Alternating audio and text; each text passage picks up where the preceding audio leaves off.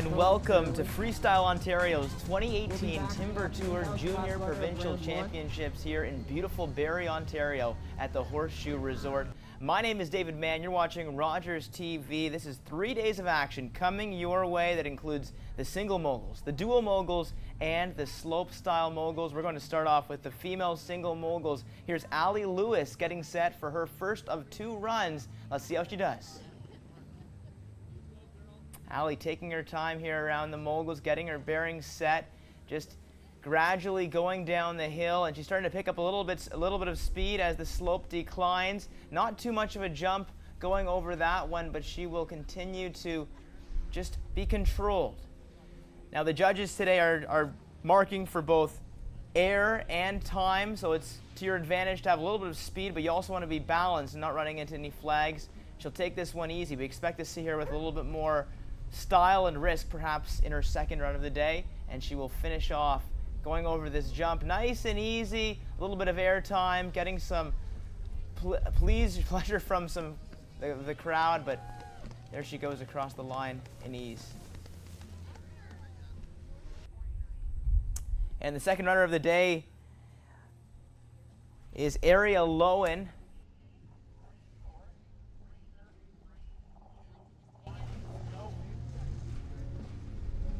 And she too is a female single moguls competitor, but she's going down for the 12 and under run, and she's got a little bit more speed so far, but maybe too much, taking a little bit of a tumble there going over the mogul, and she will lose her right ski, but she's a real trooper going all the way back, and she'll finish this run hopefully on a strong note.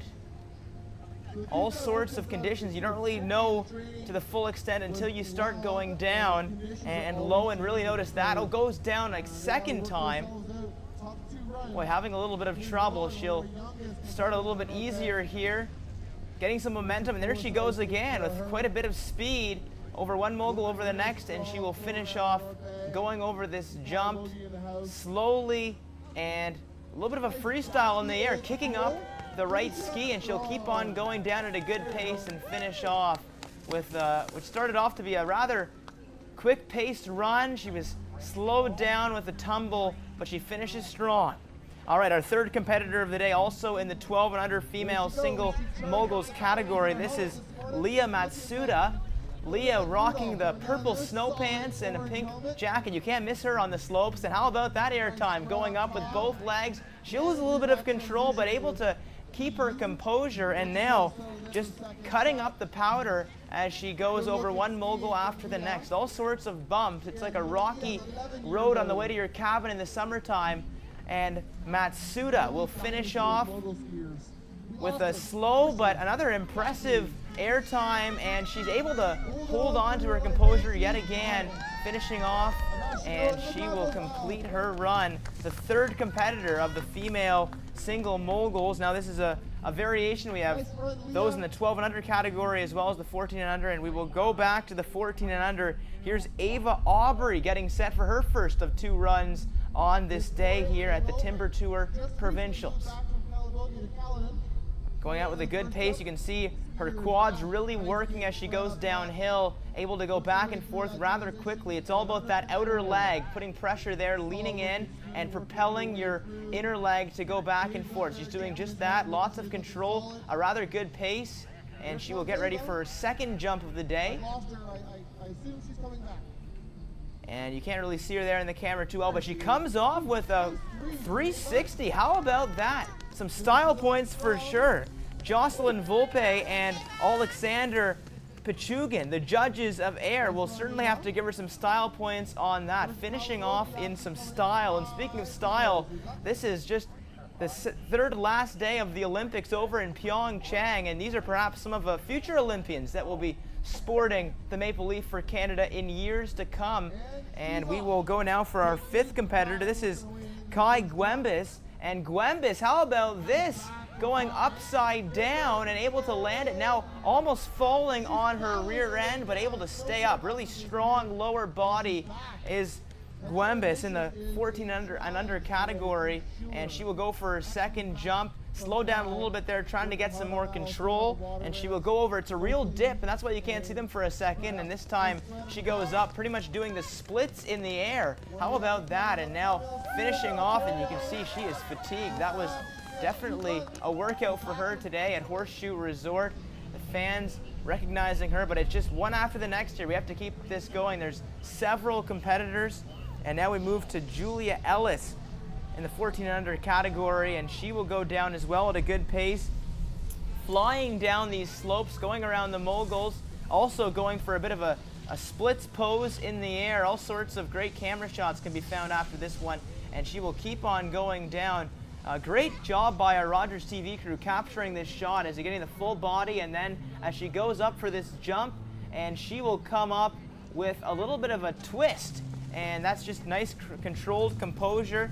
Judges can't knock too much on this run. She was controlled the whole way down, and she is feeling it afterwards, giving a little bit of pizzazz to her audience there, drinking their coffees, trying to stay warm on this cold day in February.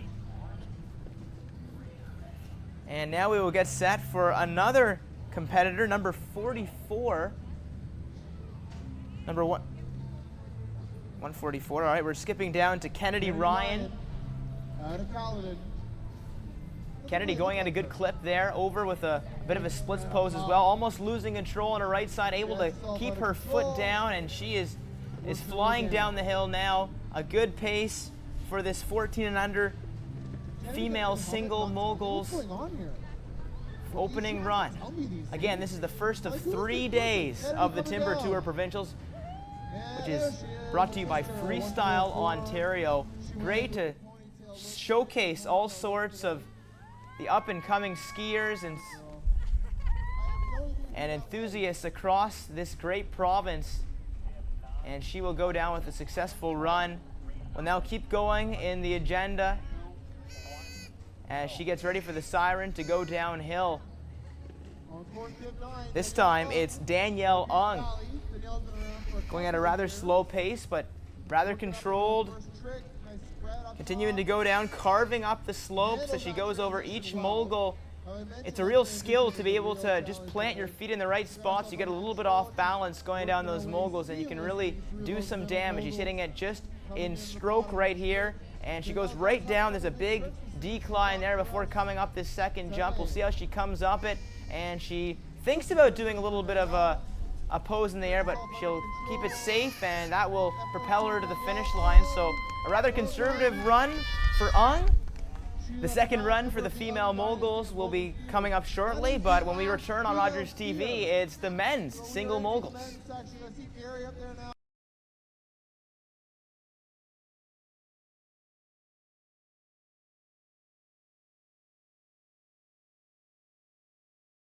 Welcome back to Horseshoe Resort, and we now return with the boys' single moguls first run, and starting things off is Evan Watson for the 12 and under category. This is part of the Timber Tour Provincials Freestyle Ontarios, and Evan is going down, and he will keep on going cross back and forth. This is a 210-meter run that Watson is going down, and little slow, but having some trouble on that jump. He will go sideways and try to get his footing back, loses that ski. Sometimes it's easier when you're skiing to just take that one off.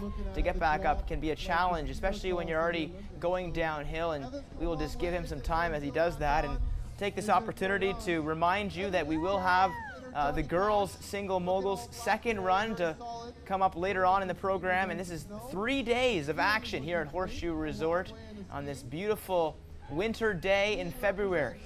Watson closing off his run, and he'll go down that deep run. We'll see how he handles. This is the biggest jump of the run. He'll come up slower than other competitors, just enough speed to get over that, and he will finish off as his first run on the single moguls. Pretty good. This kid is under 12. Remember that. They're young and hopefully are aspiring Olympians for years to come. We will go up a couple of ages now to the under 14 category. It's Ada Griesbach going down a little bit of a faster pace. He will cut back and forth. And how about that airtime? Making no mistake, accelerating off of the jump. And Griesbach now going back and forth, shifting his legs and skis, and almost coming over a tumble there. You can see he didn't really go over the correct part of the mogul that he was aiming for. That's what happens when you sort of lose your sight. And how about this? Flipping over, but he can't hit the landing. The judges, though, will give him style points. Him shaking his head on that. He's done that in practice many times before, but he will have a second run. And again, the final score for each participant is measured based on their 2 runs. This is the first of 2 for the men's single moguls. So just give him a chance and he will be back, and he will, I'm sure, have another bag of tricks up his sleeve to pull off. All right, as we move forward now, it's Roe Cunningham rocking the orange hood and the green skis as he makes his first run of the day. Slowly going over that one, and running out of room on that left side. This course just 12 meters in width, and Cunningham just about going off scale. And as you do so, not really meant for skiing over on that side, but he will regroup. And here he goes, going over these slopes, slowly using his poles to guide him.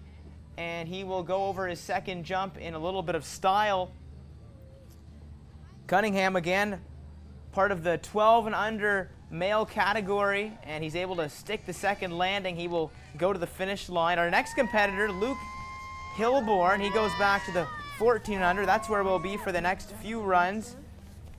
These are kids age of 13 and 14 years old coming across Ontario, and he's fired up, ready for this mark as he gets set to go down this course here at Horseshoe Resort. You can see him bouncing at the top of the hill, ready to set foot. He will go down as he just takes it pretty gradually at the start, picking up some speed as he finds his bearing. It's sometimes a new course. A lot of these competitors get a chance to do a trial earlier in the day, but it's really a lot different when all the pressure's on and the camera's on you, as we are today with Rogers TV.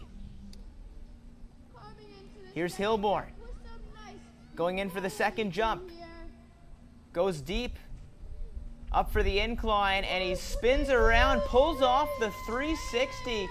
Looked like he lost control for a second, but able to get those pulls down, and it wasn't a picture-perfect landing, but it's one that the judges will have to take note, and you can see the clapping hands there of his fans as they're impressed with his first of 2 runs here at Horseshoe Resort for the Timber Tour Provincials.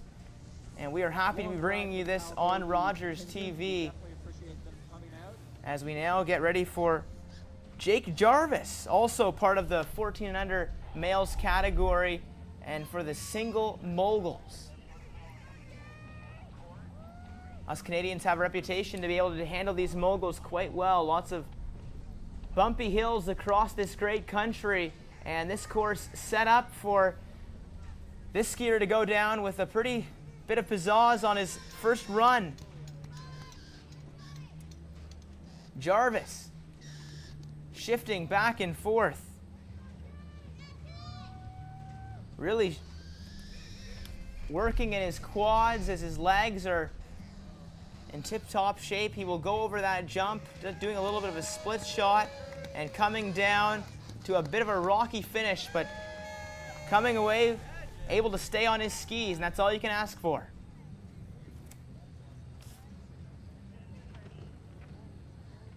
There's another sight of what this course looks like. Again, it's 210 meters. There's 3 jumps involved in the course. All sorts of moguls. And this guy, he means business. It's Matt Nesbitt.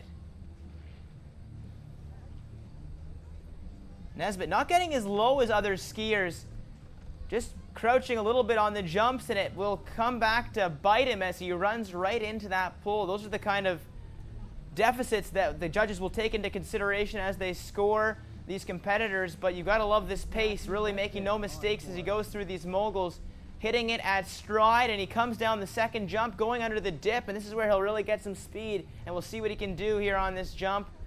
And he will just go with a routine jump in the air, and he'll finish off in stride. A rocky landing to the first jump, but he finishes off at a good pace. And we'll move forward now to Matthew Draws, number 128. Yes, skier jerseys go above 100, unlike hockey jerseys. There's just so many of them. Here he goes. How about this pace from Dross? Dross going in at full speed ahead, ripping up the powder and just going back and forth. He is getting nice and low, really starting to bounce a little bit there. Is he losing control? We'll have to see on this jump. Going down, all sorts of speed, and a great shot from Rogers TV, able to do a little bit of a tuck shot, and he sticks the landing well. Perhaps one of the best performers of the day so far, Dross.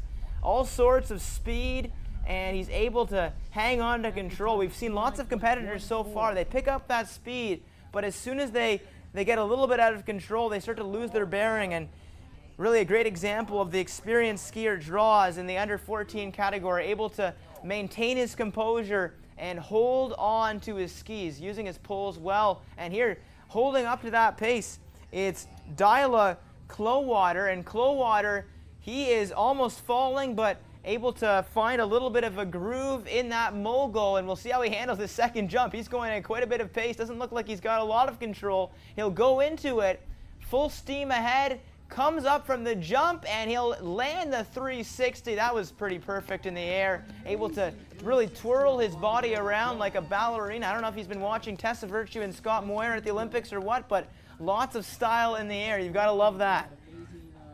So two back-to-back performers, some of the most impressive from the day so far, and we'll keep going in our program. It's Jake Nugan, and Jake's brother Matt will be a little bit later on. Nugan's a skiing family, and here he goes down the hill, full steam ahead as well. He'll also go for the 360. These under 14 category boys making no mistakes on that first jump. How about this pace here? Looks like he's bouncing like a bunny, but that's not going to stop him. He's just a routine trip down the slopes, and he finishes off with the flip in the air. Oh, he is looking really strong, really strong.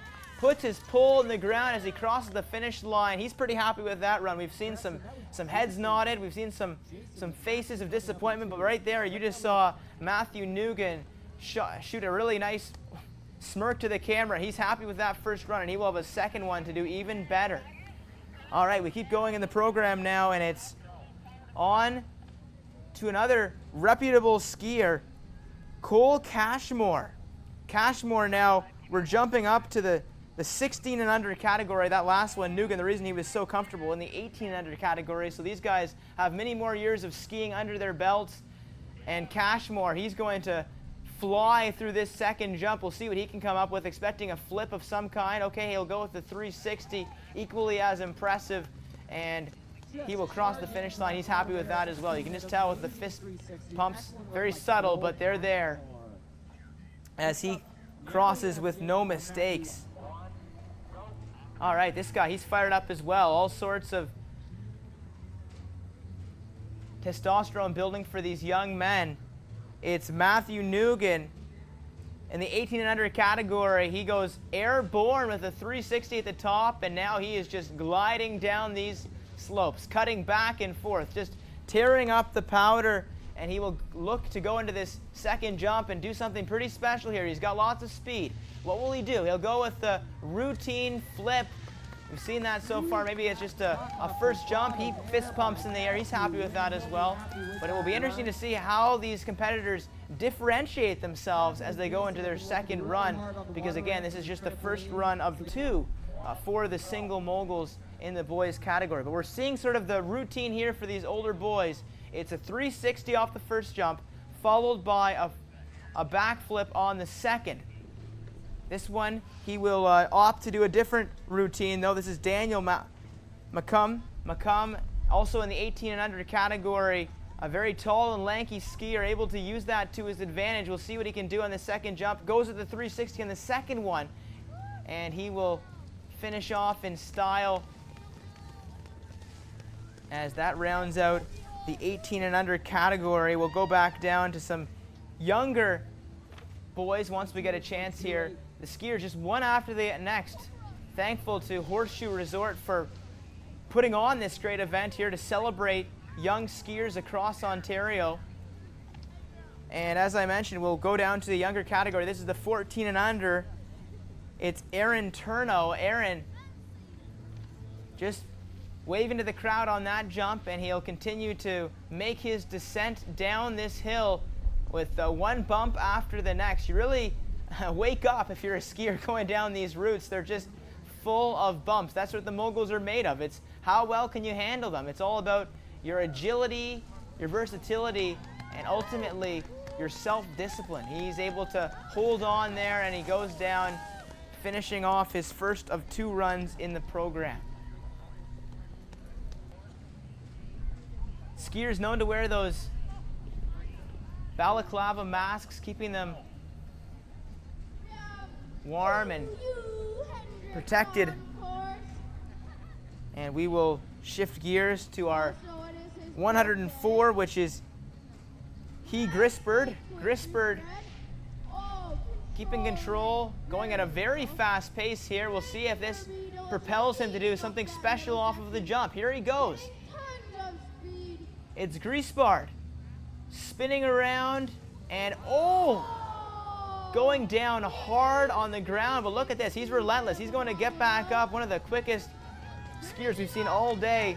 Take a tumble, but no mistake, just in full stride. And that's what you need to do as a skier. You're going to fall, especially with these jump runs, and that's why he's wearing a mask, a good helmet, because you just never know what can happen in skiing. One slip, and it can really do some damage, especially to your head. But this is all part of the sport. It's a risk that you take.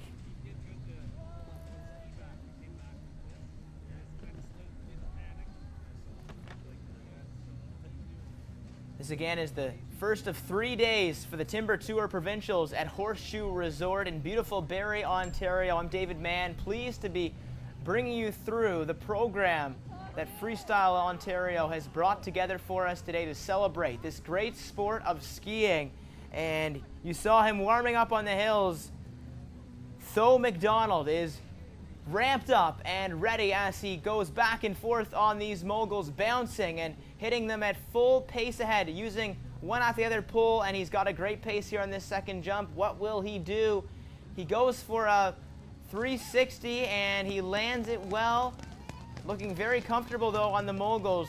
Really smooth. Nice run by Thomas McDonald. It's one thing to do these jumps well and to have style points, but it's another to really have great composure going over each mogul. One slight bump can throw you off, and judges are looking for precision. They're looking for the way in which you engage and how you place your body going into these moguls. The more control you have, usually the further you carve to the right and left. And we will go right to the next skier now. It's Alex Misko. Misko, he's also going at a great pace, part of the 16 and under category. Misko flying down this hill. What will he do here on the jump? Misko coming into it, and he will go with a backflip off the start. That's the first we've seen off the first run. Oh, it was the second actually. As Misko also crossing his blades in the air on the second. And look at this pose. How about the style points on that? Getting some help from his teammate, teeing up and batting that one out of the park. What are they getting ready for the baseball season? The Jays don't start until April, but obviously some fans here on hand integrating that into their ski celebration. Football players aren't the only one that can celebrate after scoring touchdowns. Skiers have the right to express themselves as they wish. Okay, we will keep going, and it's to the shorter and agile skier, Scott Spencer. He's 12 and under, but he's not letting age be a factor here. How about that airborne flight on the first jump? Spencer really flying down this hill. One of the quickest youngsters we've seen all so far in this opening day of skiing. And he will hit the second jump with a little bit of a twist and turn, coming back down, and he will finish off. You've got to be happy with that. This kid under the age of 12 and going at a pace with a lot of these 16, 17-year-olds so far at Horseshoe Valley today. Horseshoe Resort, very close to Horseshoe Valley. It's a beautiful part of Ontario. We're happy to be holding this Timber Tour Provincial ski competition. And we did see the female single moguls earlier on, and there was less skiers in that category, but quite a few in the first run for these male single moguls. How about that run off the top, going back and forth?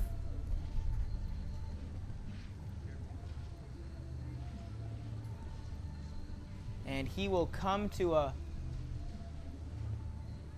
bit of a halt. Hard to see as they approach this second jump. A little bit of a spinorama is John Kurelek. And Kurelek will finish off with a run that he has to be happy with. So as Kurelek finishes, it's now time to keep moving forward. And we will see coming to the helm Noah Leclerc. This is Noah Leclerc on course. Leclerc. Looks like it's almost effortless the way he's going around these moguls. Doesn't make it look like there's any bumps there when he's going down the hill. Just back and forth, shifting his quads as he needs to, and he'll hit this second jump at a good pace, but really smoothly.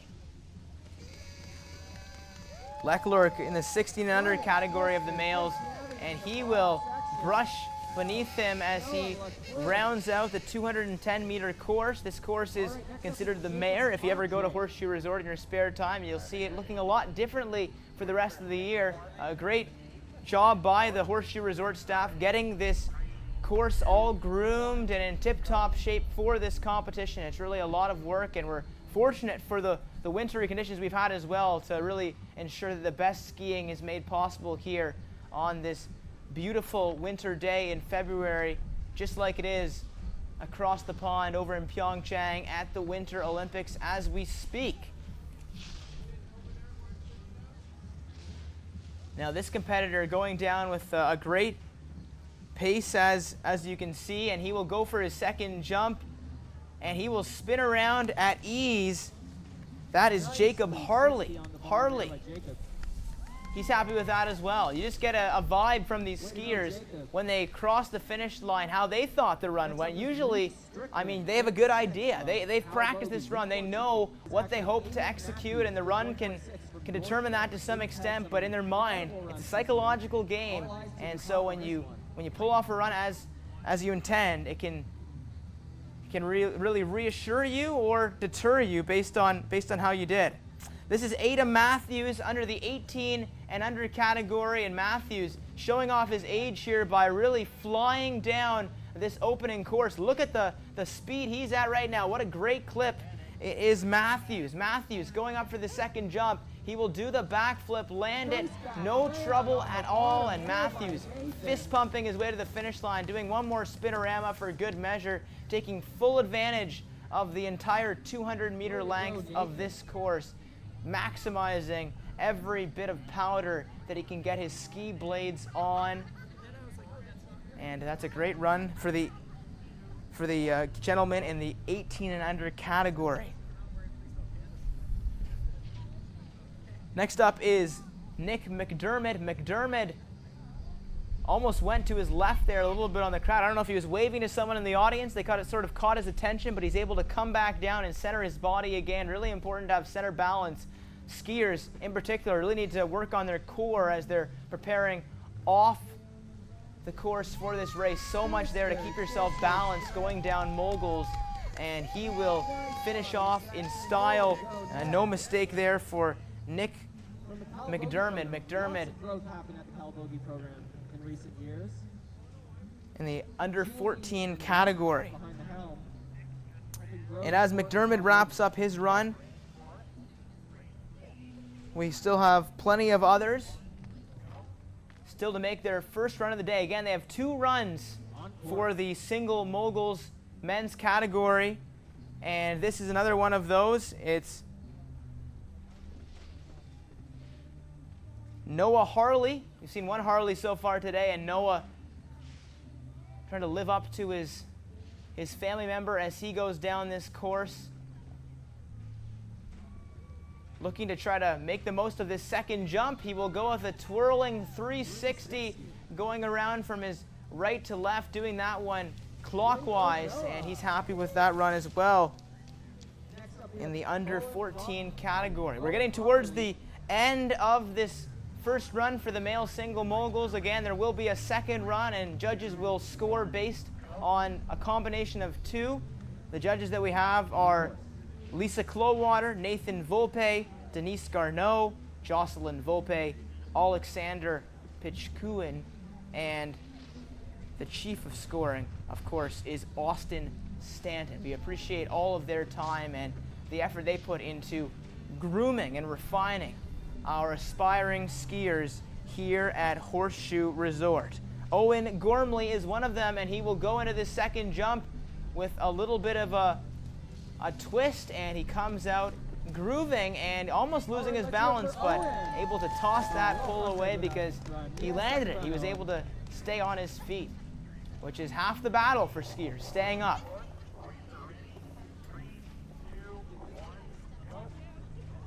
And as we're now on to the next skier, Gormley finishing up, it's Nath Clowater, all sorts of families here. Clowater, just like the Nesbits, the Newens, they ski as much as they can, taking full advantage of this beautiful area with all sorts of ski hills, and taking a little bit of a tumble, but able to get back on his feet. It's Clowater going into his second jump, going through the moguls, able to hold on to his feet with some nifty footwork, and he will avoid going around that jump. Just not enough speed, and that's really important because if you don't go up there, you might come back down and it could be worse for him. So he opts around that second jump, just wiping out off of the start and losing a little bit of confidence. We'll look for a stronger run from Clowater in his second attempt. Again, remember, Clowater, he's in the under 12 category, so really doing the same course as 17 and 18-year-olds, and it's going to happen that you're going to have bumps in the road. He's got many more years of skiing to go, and we should see a stronger run in his second one. All right, a 360 off the start for Nathan Falk. Falk looking ever so graciously going down these moguls, making the bumps look like a smooth road in the summertime. Falk going up his second jump, a beautiful backflip, able to keep his feet together there well in the air, fist pumping his way to the finish line, and Falk very happy with his first of two runs here at Horseshoe Resort. He's in the 16 and under category, looking like one of the more competitive skiers so far in our program. And we go one after the next. This time it's Mag Greisbert. Greisbert also has another brother in this run, as so do many others. Greisbert, back and forth. And he too will go into the second jump with a little bit of pace, and he'll go with a 360, able to turn his body well, coming back and then picking up some speed at the end. You're seeing lots of smiles here in these last few runs. That's important. I mean, it's a stressful competition. Parents pour all sorts of money into these competitive sports. Skiing is cheap by no means whatsoever. It's pricey to buy a ski pass, to get all the equipment, to keep the maintenance going, and to see these kids happy is really important, and nice to see from that last skier in particular. Now we're on to McGuire Ryan. And McGuire Ryan, he's in the 12 and under category as well. A great opportunity for him to refine his skiing. Still growing into your body at that age and adjusting every single day at puberty. McGuire having his ski come off there on that first jump. He looked really confident, but just on that landing, he wasn't able to do it. And that's one of the things that it's easy for spectators to look at the way that a skier lands as just second nature, but there's a lot more to it. You have to bend your knees down and really absorb as you come to the ground, and if you don't do that in the correct fashion, you're going to wipe out like McGuire just did. But fortunately, he's able to get back on his feet. We'll see how he handles the second jump here. Here comes McGuire Ryan. McGuire Ryan going up, and that time not trying as to get as much air time, he'll just go over the jump ever so slightly, and he'll come to a finish. Likely happy to get that run behind him. A couple of bumps on the road at the beginning, but able to finish strong, and that's the most important thing. It's so nice that these skiers have multiple runs to redeem themselves, because you can never really judge a skier after just one run. Anything can happen. You can be thrown off ever so slightly. This is Nathan McNeil in the 1400 category, and going up there on that jump, looking like he was about to kick a soccer ball, perhaps keeping his legs in the kicking motion for a little bit too long as he comes back down and falls, but able to get right back up on his feet, and we'll see him going into the second jump with all sorts of speed. Here he goes, 360, hands in the air, and that will do it for his first of 2 runs. McNeil started off with a lot of style on that soccer kick, and then able to finish off with a Twistorama 360 as he gets his first run down in style. And speaking of style, how about these snow pants here? Some of the more appropriate for the time we live in.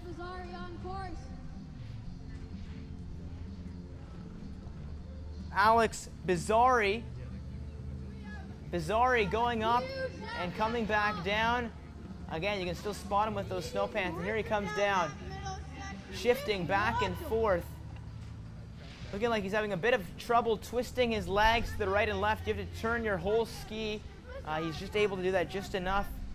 And he'll go into the second jump. And he will almost get his legs all the way out, but a rather conservative jump, just trying to ensure that he can land okay. As Bizzari will also fist pump, and he's also in the 12 and under age group. So really awesome to see how well these youngsters are doing on the course with so many others. We've grouped them together here for the opening run of the men's single moguls. And now it's time for another Ung. It's Caden Ung of the 16 and under category. Caden, a great stance off the start. He'll use his pulls to get a little bit more speed than many other competitors today. And look at this pace going down the first jump. We'll see what he does. Just a routine splits, pose in the air, and Ung looking like he's losing a little bit of control here, using those pulls to keep himself in stride. Ung coming to the second jump. He'll dip under for the descension and look to come back up, and he does. Turning his blades around. Ung, Nice twister by Caden Ung. maybe a pace too fast that he wanted to. It all started with that opening run, but he's able to hold on to himself, just looking like a little bit nervous with the rate that he was going down that hill. As we get close to the end of this first run for men's single moguls, we now turn our attention to Drew Hansen. Hansen of the 14 and under category for males. He too will turn his skis in the air and come back to center as he goes down and finishes off this run.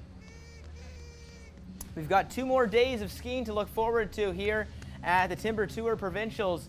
Thankful again for Freestyle Ontario for putting this on. And how about that? A nice little backflip from the skier, and Hansen, he's happy with that. It started off to be a pretty routine ski, but he got some confidence as he got into that second ground, and you just really pick up a lot of speed, especially as you go down into that second descent where you can barely see the skier, and they come back up, and as they do so, it's really up to them to what extent of creativity they want to display.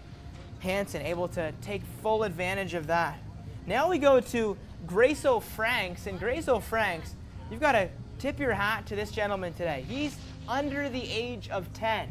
Under the age of 10, and out there on this 210-meter ski course, looking like he is just right at home, taking a bit of a blunder there, but able to get back on his feet. And Franks going a little bit backwards, having some trouble, but if nothing else, a great experience for the youngster, not even in double digits yet, and going down a course at the Timber Tour Provincials here at Horseshoe Resort. And he will finish off, and I hope lots of skiers are taking notice of this youngster. Not even in double digits, and able to go down that course. A couple of tough blunders, but able to finish off strong. All right, we're on to our second last of the men's single moguls category. It's Max Ramsey. We'll jump back to the 16 and under, and Ramsey, he's going in at a really good pace, tearing up the moguls. He'll land this one, really going at a good distance from that jump. Judges will take into consideration just how far he went there, skipping a couple of those moguls. He'll go into the second jump, bouncing around, and he'll come out with a backflip, and he lands it. And you notice that landing there, almost got away from him, really absorbed it, but able to get back on his feet. And Ramsey finishing off in stride. Really good composure from him. He can take a lot on his skier as they go down, and if they make a mistake, how they recover is often how you see how strong they are, not only as a skier, but as a person. All right, this is the last of this round. It's Nicole Simard. And Simard, he's in the 14 under category. He will just go down and try to finish off his first of 2 runs at Horseshoe Resort.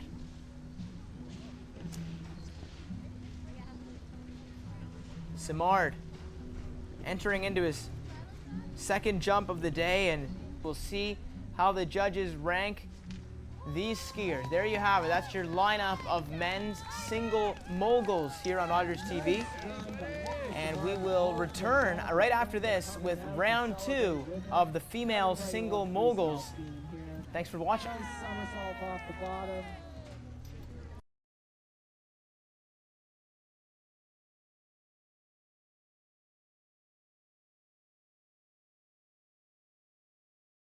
Welcome back to the Timber Tour Provincials. This is the single moguls round 2 for the women's. This is Freestyle Ontario presenting this, and Ali Lewis is going to kick off the second round at Horseshoe Resort in Barrie. I'm David Mann. Thanks for joining us here on Rogers TV on this beautiful day in February as we get set to see some more spectacular skiing from aspiring Olympians across this great province. Lewis had a pretty stellar run to begin as she is in the 14 under category, taking another tumble there, and she will try to get back to her feet, and she just goes down the rest of the way nice and easy, slicing up the route, and oh, looks like she almost fell again, able to recover, and she will try to gain some composure as she passes the finish line. Won't do the entire course, opts to go around the outside. You do have that option as a skier. You can see the frustration on her face to some extent as Lewis likely will wrap up with a subpar second run, and that is her final of 2. So again, the judges will be ranking each skier based on 2 runs. We already saw one earlier in the day. This is the second for the female single moguls, and after this we will bring you the second round of the more lengthy block of male single moguls. And there's a stylish jump from Aria Lowen. She's in the 12 and under category and able to spread wide like an eagle that the jump is named after, and she's got some good speed here going into the second jump. What does she have in for us? Lowen going for the Daffy as she's able to land that well. We talked about earlier on in the round just how difficult it is to land these jumps, getting so high up in the air and coming back down and absorbing the fall. And we will continue the program now to Leah Matsuda, also in the 12 and under category. You can't miss her on the hills. Just pink all around from the helmet to the toes. And there is the officiant giving her the signal to go down the hill.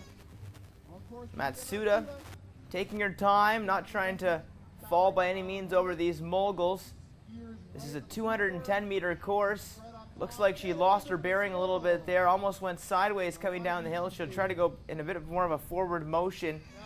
Judges are ranking these competitors based on style, speed, and a number of other components. We have 5 judges on hand today, and we thank each of them for their time and being a part of this Freestyle Ontario competition. As Matsuda does a little daffy on the second jump, you really get good speed going down that one. And the judges are as follows. Austin Stanton, he's the chief of scoring. And then we have Lisa Clowater, Nathan Volpe, Denise Garneau, Jocelyn Volpe, and Alexander Pichugin. And we're now ready for the 4th competitor in this block of female single mogul skiers. It's Ava Aubrey. We're going back to the 14 and under category, and she will look to get set for her second run of the day here at Horseshoe Resort in Barrie. Look at the speed starting off. Really looking strong, going over each mogul, getting nice and low with her skis. You get a little bit more speed going on that decline, but each mogul can really slow you down if you're not accelerating off of your carving. And here comes Aubrey. She's going deep, and she will come up with a 360, able to land that with no problems whatsoever. She will cross the finish line in style, and that is a strong second run for Aubrey. And we will see how the judges rank her based on that second score. It should really help her after a pretty good first one, but a much stronger second time down the hill. And this is a shorter list of skiers. Kai Gwems will be the 5th skier to go in this second round, and Gwems also in the 14 and under category. She will go with a backflip and having some trouble landing that one on the way down, but she's able to keep her bearing, and she will keep going down and try to see if she can keep the momentum going into the second jump. We'll see if she goes more conservative here. Gwems coming up, and this time a nice spread eagle, able to get her legs high and wide. You don't take into consideration just how these skiers are also pretty flexible, stretching as much as possible when they're away from the ski hill. It comes especially handy when you're getting nice and low, going from one mogul to the next, but also when you're trying to do some spectacular moves in the air. So here's Maya Cusino. Cusino will also go with a spread eagle off the start.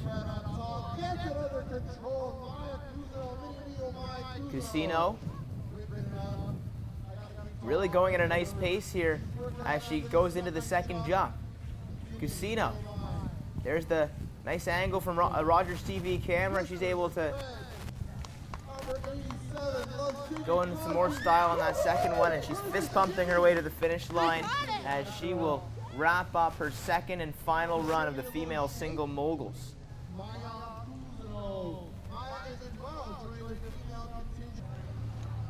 Kennedy Ryan looking on, all smiles so far at the top of the hill. It's a really amazing opportunity for these young athletes to be a part of an event like this, probably something they'll never forget. Competing against skiers from across the province on a big scale and getting on TV. Oh, but that doesn't go over very well for Kennedy, losing her ski, and she looks so calm and confident going into that second jump, and she will bounce her way over to the ski. We'll see how quickly she's able to get this on. It's moments like these that athletes are tested mentally in a sport. It's not all physically. How do you respond to this? You can go back and tell yourself you're never going to ski again, or you can just finish this course strong and learn from your mistakes for next time. That's an opportunity that Ryan has to build from this point forward in the 16 and under category.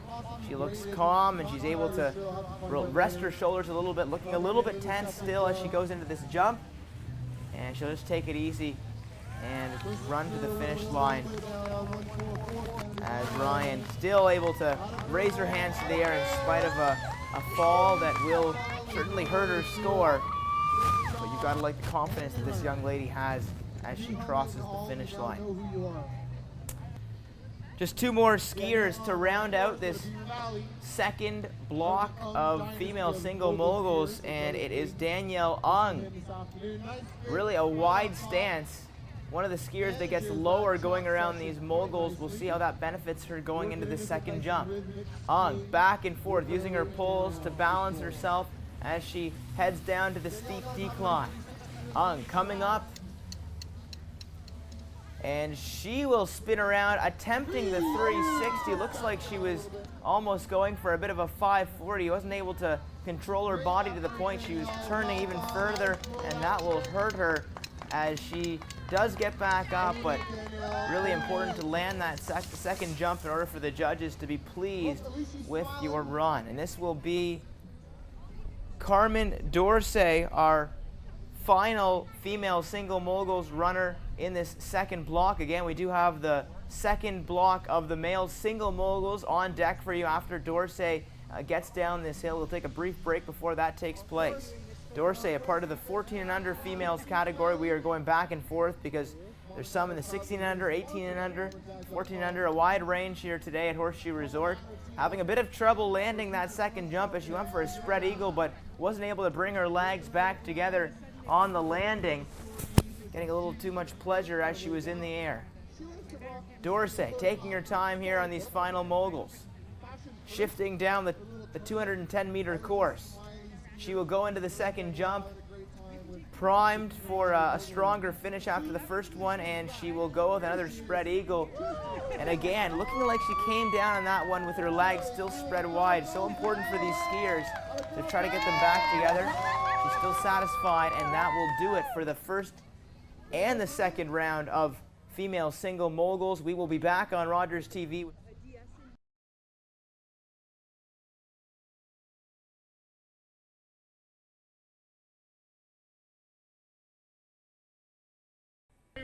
Thanks for joining us back on Rogers TV. It's the second run of the male single moguls of the Timber Tour Provincials at Horseshoe Resort in Barrie. This is made possible because of Freestyle Ontario. I'm David Mann. Thanks for joining me, and we will get set for a longer lineup of males as opposed to the females, and we will see first how Evan Watson fares on his second run.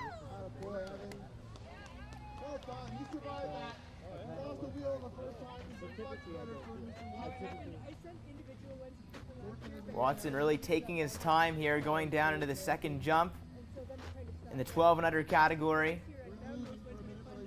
as he won't have a lot of speed going into the second jump, but we'll see how he approaches the steep decline, and just enough to get over the jump, but a strong campaign for the 12 and under category. He's happy about that one. These are skiers of all different ages, and especially a big feat for those in the 12 and under category to just get a run like this under their belt. Coming here to a groomed track at Horseshoe Resort in Barrie, and able to really come away with something special and just competing in this competition. Of course, out of Greece,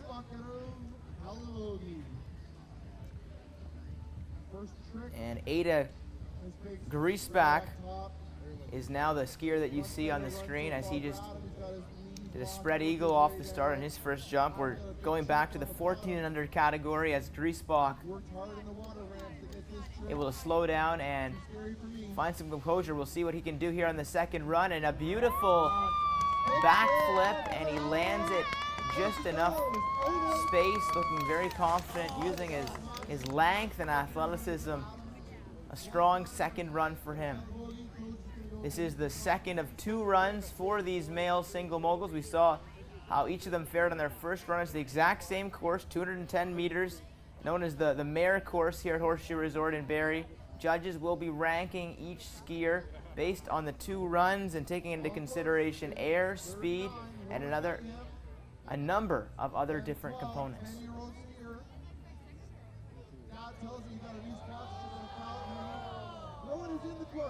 And that's Roe Cunningham going down on the second jump. Doesn't look too happy. He's going quite slowly after bailing on the first initial jump. It can really throw you off when you make one subtle mistake. And the frustration that can go through these skiers' veins is immense.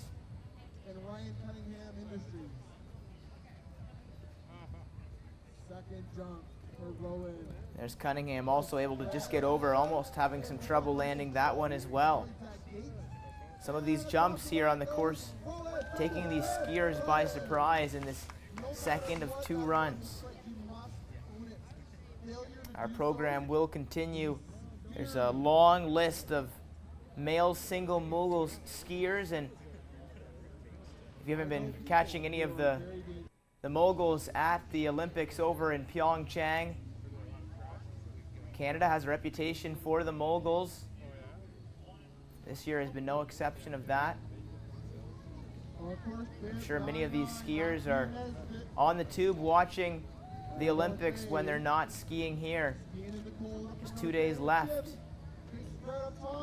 in Pyeongchang.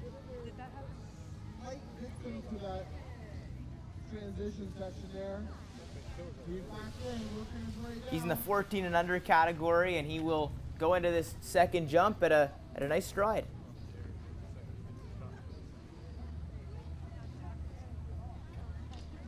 Second jump, Matt. Little twister on the bottom section there. Rocking the Oakley helmet, black and red.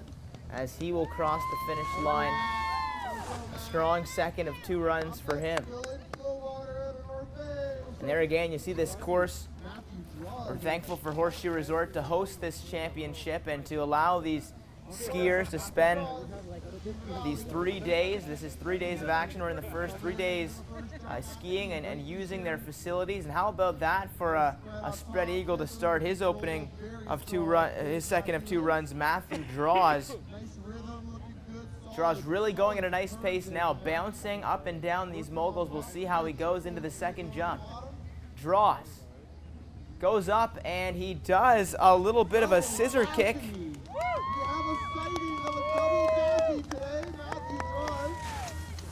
Looking like he was kicking a soccer ball, as that's more accurately known as a daffy.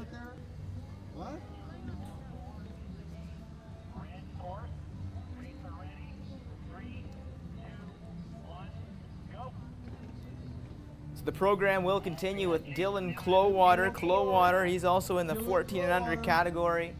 And a lot of these skiers, like Clowater, have other family members who are also skiing today. Clowater really took some good air there, went a little bit further on that first jump, able to land it. Now he's going at a really nice pace heading into this second jump. Here he goes down into the steep decline. Clowater coming back up, and he does a 360, and that looked pretty beautiful in the air, able to really keep his body together and land that in stride. Nice job, Dylan. Nice 360 out of stick that landing. That's not easy to do. He's landing.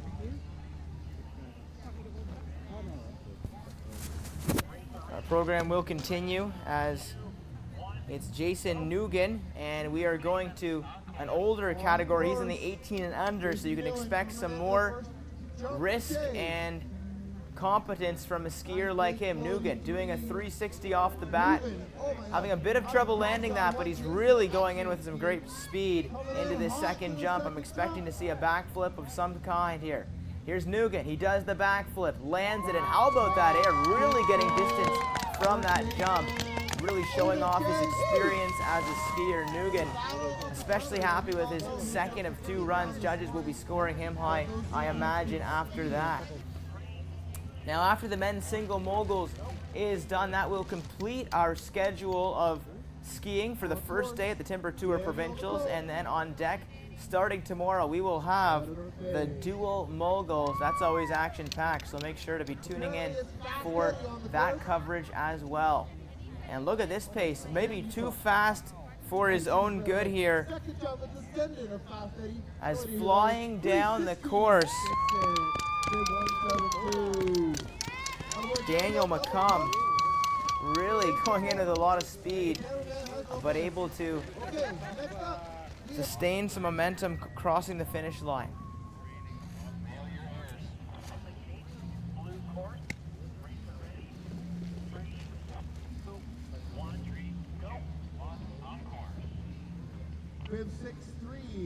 These skiers really have strong lower body strength.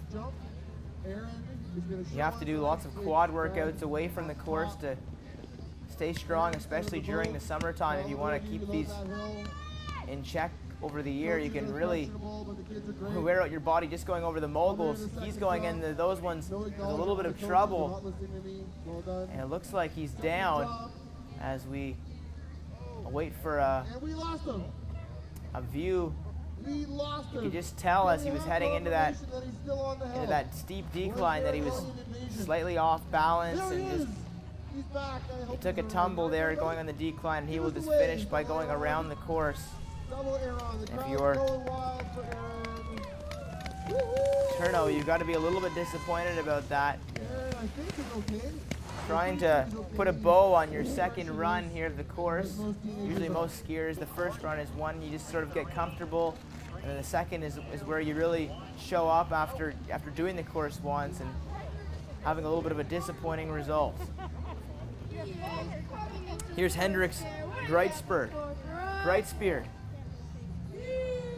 He's almost losing balance on his first jump in the 14 and under category, and he'll also go down into the second jump at a good pace, really carving up the powder at Horseshoe Resort. Greitspear, 360, lands it well, also able to get some really good distance from that jump. He knew it too. He'll fist pump his way to the finish line, and how about the faithful there taking in this skiing. Really nice to see all these parents sacrificing their time to not only invest financially, but so much of their time into all these young skiers' lives. It takes more than just the skier to get them to the next level as an athlete. It really takes an entire family.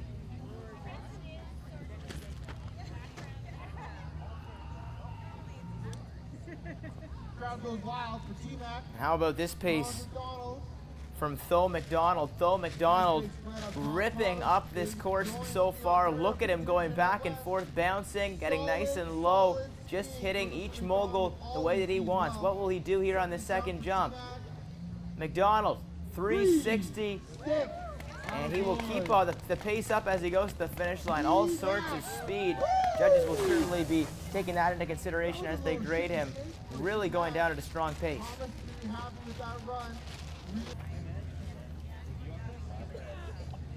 And there's Alex Maisko getting primed up at the top of the hill, doing some stretches. You don't want to pull anything going down these courses.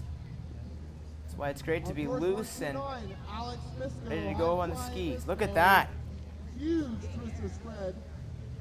A twister spread as he did the eagle and the daffy together. Really looking strong in the air on the first run. And McDonald will conclude a strong second campaign on the slopes here today, and another celebration. We saw that one before. In his first run, it was a baseball celebration, hitting it out of the park, and this time looked more like what you would call a bowling technique as he knocked over the pin as his teammate fell straight over as soon as he released his arm. A lot of these guys are athletes, not just as skiers, but they can do pretty well in other sports as well. Perhaps that's one that he does or just likes to mimic in his celebration. And there's a daffy off the start from Scott Spencer. Spencer, one of the few skiers in the 12 and under category, not letting age be a factor that will hold him back from trying anything hard here today. We'll see how he goes into the second jump. Spencer showing off another daffy. Maybe not trying to get quite as wide as he wanted, but he'll take it. One of the skiers you want to watch in the 12 and under category, perhaps the strongest so far we've seen today.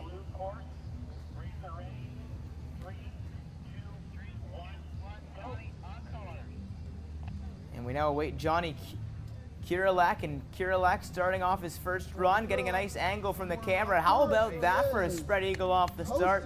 Really getting his legs wide to do the splits in the air off that one. And Kirilak going at a nice speed into the second jump. It's a steep decline as he approaches this hill.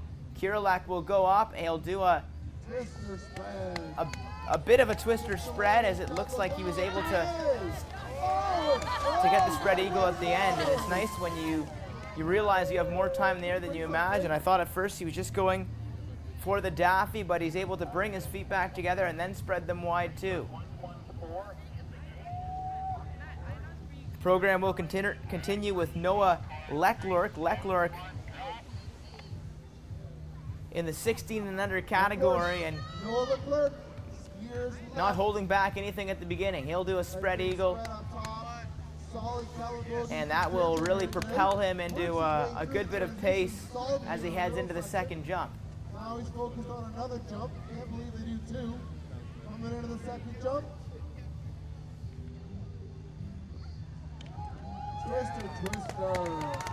Noah might have thought about 3 there. And that's all that he asked for. A routine run for him here at the Mare course at Horseshoe Resort in Barrie. Or is that not even the same thing? Okay, thanks for clarifying that. I always wondered. Attaboy, great skiing, buddy. And I've lost track. Jacob Harley will begin his second of 2 runs in the male single moguls. Harley will also opt for the Daffy on his first jump. Judges taking into consideration style, speed, agility, and overall composure. And Harley landing a beautiful 360. Didn't have a lot of air, but able to make the most of it. Just enough to pull off the 360. And you can tell he's done that one before. As he will finish off a day of skiing here at Horseshoe Resort in Barrie.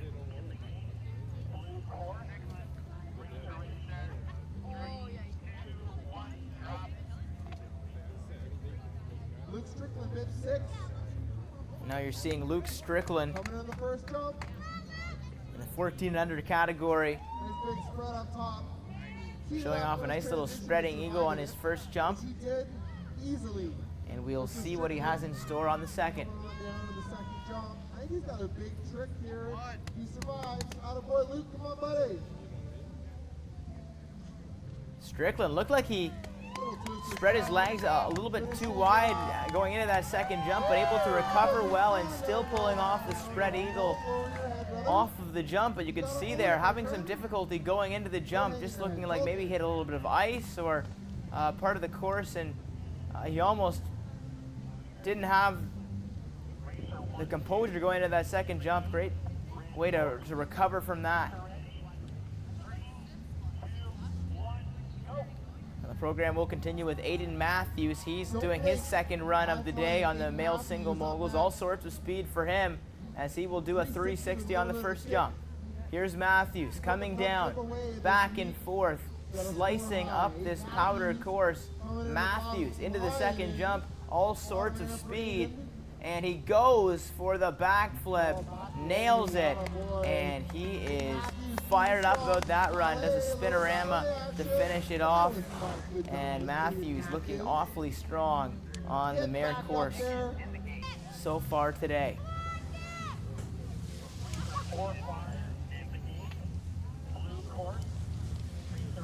Also important to point out that Matthews is in the 18 and under category, so he's got a little bit more skiing under his belt than a gentleman like the one you're seeing right now.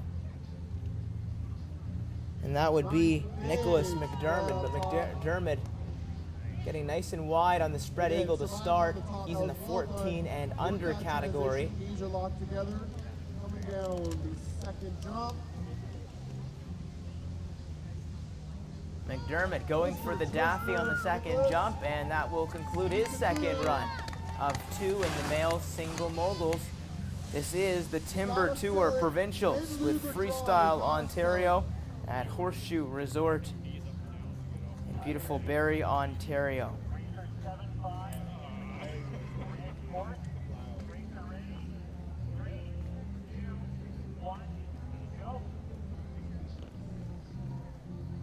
On course, Noah Harley at a Fortune Freestyle.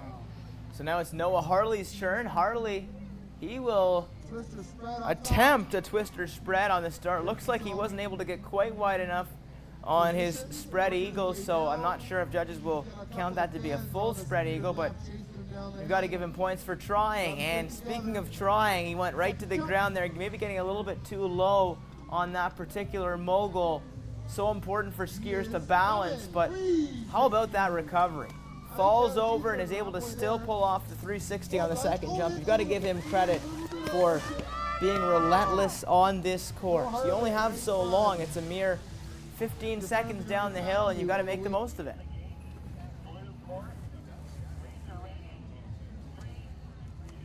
And there's Owen Gormley with some flashy pulls. on course. Owen Gormley.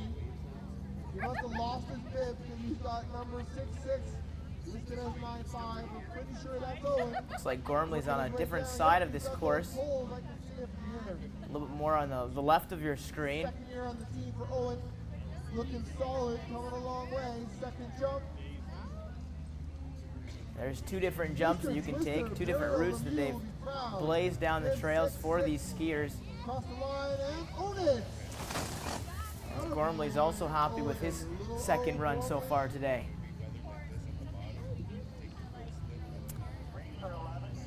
We'll jump back down to the 12 and under category, and it's Nathan Clowater. We've already seen Dylan, and we'll see how Nathan fares. Small, agile skier. Looking like he's having a little bit of trouble on these moguls, but he will go for a spread eagle. Not able to get a lot of distance with his legs spread on the first jump. We'll see if he can do something more with a little bit more momentum going into the second jump. You have that pace under your belt. We'll see how he does. Coming in, Nathan Clowater. Second jump. And Clowater attempting the Daffy. Also not able to get fully wide, but he's able to get it off and stick the landing. Strong composure from Clowater. Nathan's not talking to me. I have no idea why.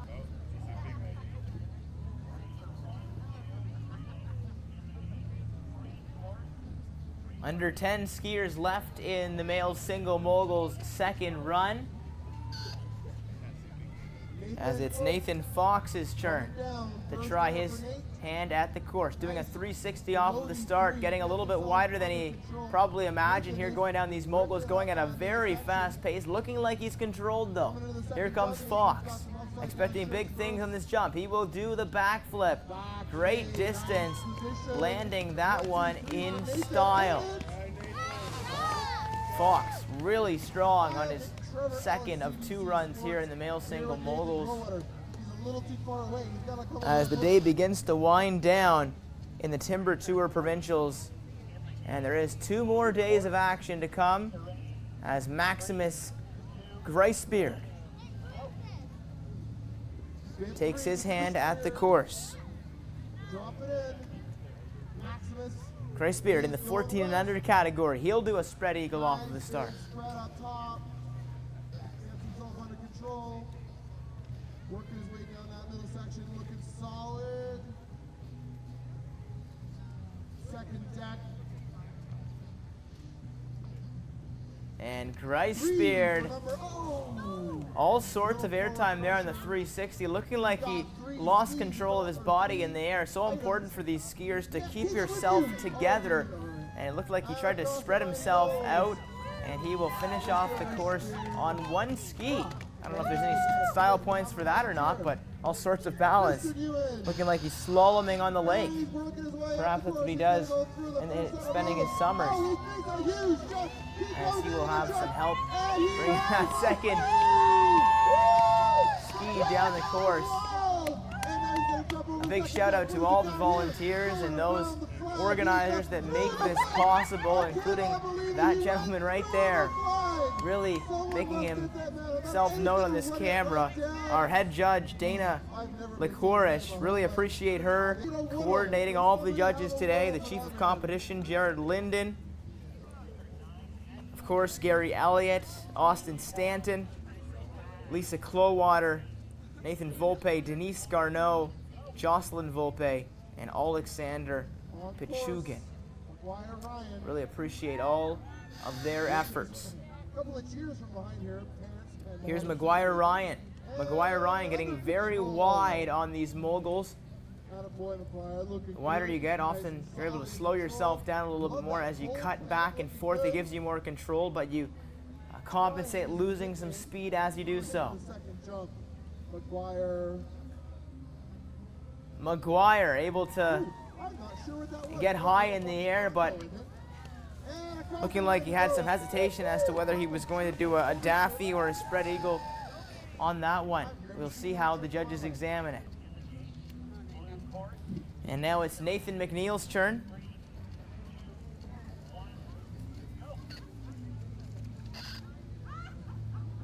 back to the 14 and under category. And McNeil really going at some good pace here on this opening jump. He will do a beautiful daffy, able to get both feet up. Oftentimes we don't see that usually until the second jump because skiers are lacking the height because they're not going fast enough into this one, but he's making no mistakes here. McNeil, also strong on his second jump.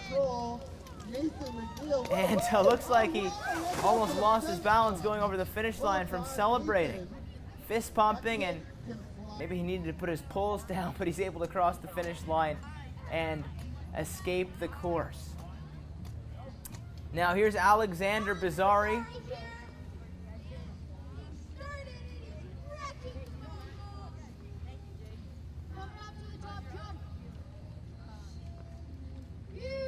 Bizzari having a little bit of trouble going over the first jump. Not a lot of air time, but he's able to stick the landing well, and we'll see as he goes very calmly down these moguls into the second jump. And he does twister spread.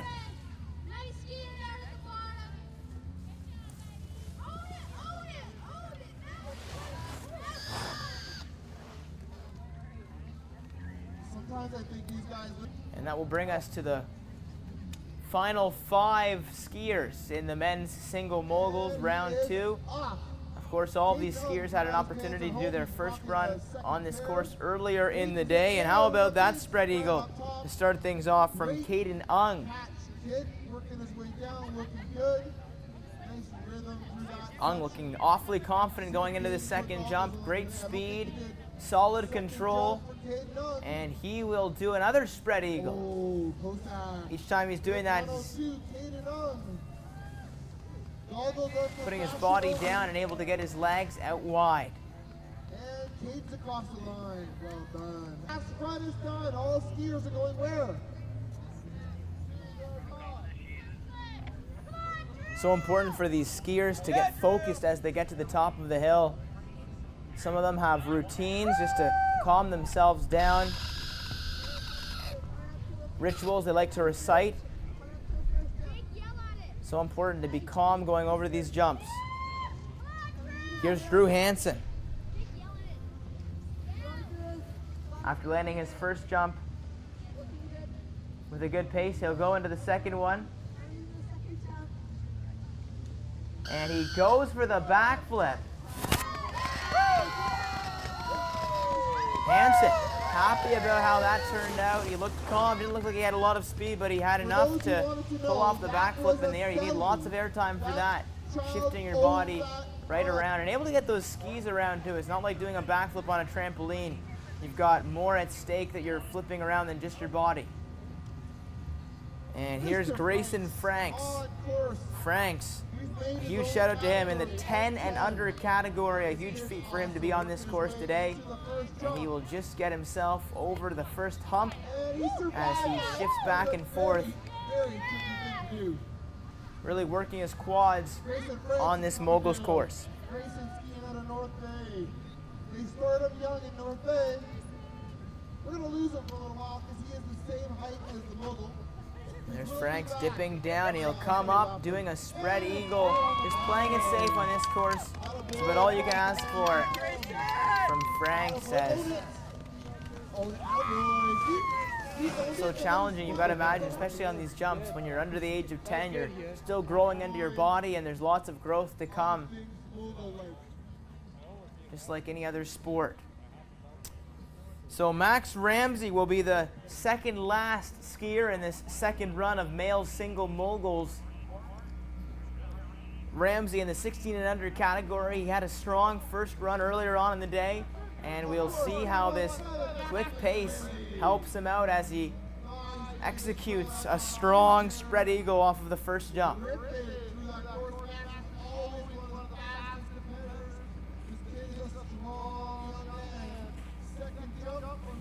And Ramsey with a backflip and iron cross in doing so. Style points for that one, and he finishes off strong too. Look at this celebration. Ramsey chasing off his teammates as they take advantage and join with him in celebration. So it will be Nicholas Simard to round out this group of skiers in the male single moguls. Simard in the 14 and under category. We will conclude this first day of skiing after Simard takes this course to an end, sporting a nice spread eagle off of the first jump. And you can expect the dual moguls to start tomorrow.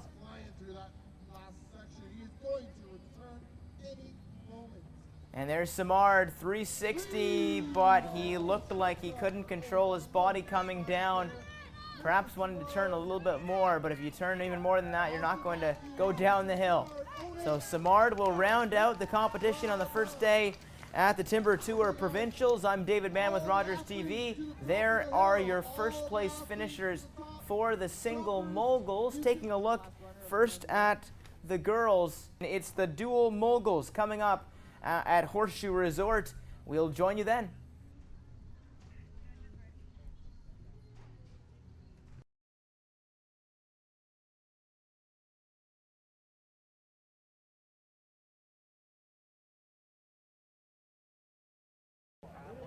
Welcome back to beautiful Horseshoe Resort in Barrie, Ontario for Freestyle Ontario's Timber Tour Provincials. This is day 2 with the start of the dual moguls. It's Spencer Scott and Noah Leclerc competing in the preliminary round.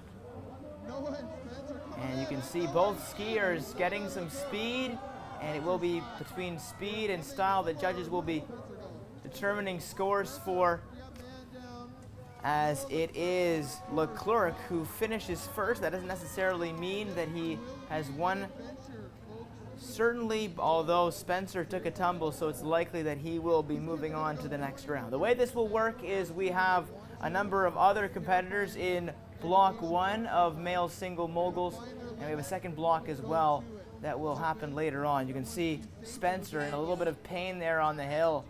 These skiers go with such a high velocity down the hill that you can really do some damage. I know I'm not nearly a skier to the extent as these, but I've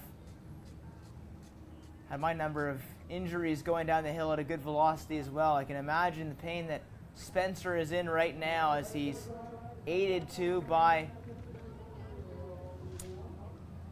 the convener really dealing with it. And there's Leclerc being very respectful at the bottom of the hill, ensuring that his competitor is going to be okay.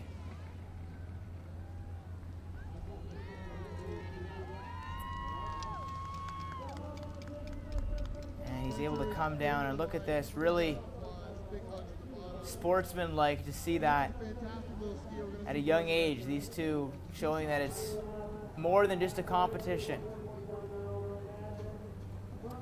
Next up, Luke Strickland and Daniel McCum.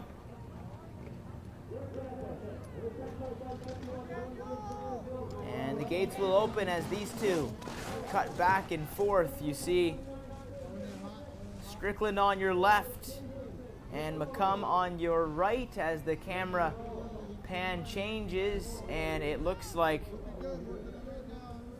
it will be McCum who has a comfortable lead over his competitor, and he even flashes a nice little daffy, as does his competitor, and finishing in style.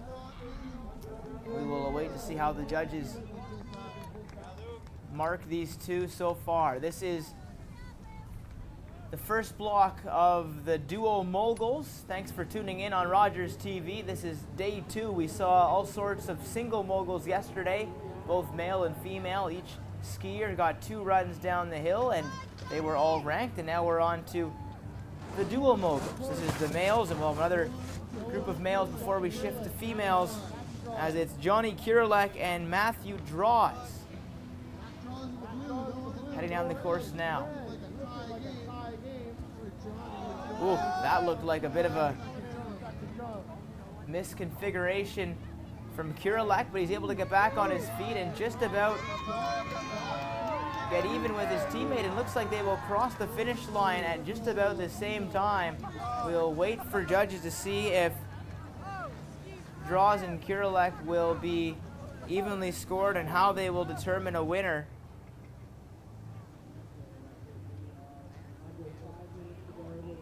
A big thanks again to all of the judges devoting their Saturday to be here at Horseshoe Resort today for this.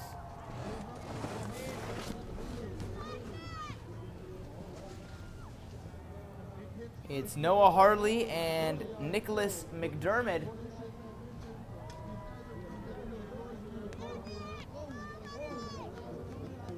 You can really see how McDermott just able to go into those moguls a little bit faster, not spending as long with those cuts, and that's able to propel him to the finish line a little bit quicker. We're just one ski race after the next. This dual moguls continues. It's Jake Jarvis and Dylan Clowater, our fifth pair so far today at Horseshoe Resort.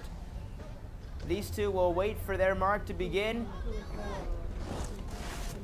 It's Jarvis and Clowater. Clowater in the red snow pants, Jarvis in the white, and it is Jarvis able to get off to a strong start here.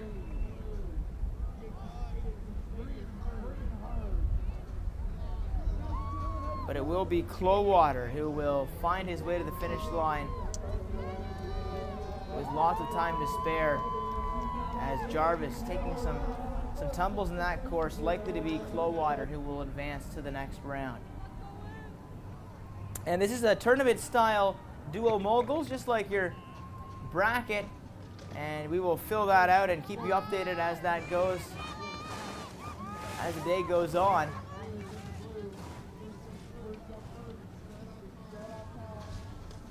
You're now seeing Thomas McDonald and Rowan Cunningham. And another tumble, just a little bit of adrenaline happening here. And you make one fall and your competitor is much closer to the finish line. Thomas McDonald will win his opening bout against Rowan Cunningham. No doubt about that one. Cunningham having some trouble still up the top of the hill.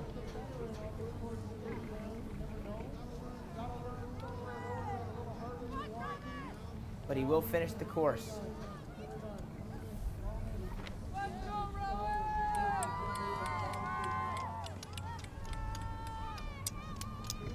Just 3 more ski pairs to go in this first block of dual moguls, and then we will be on to a second block of males to compete, and then after that we have just 4 pairs of females in the dual moguls.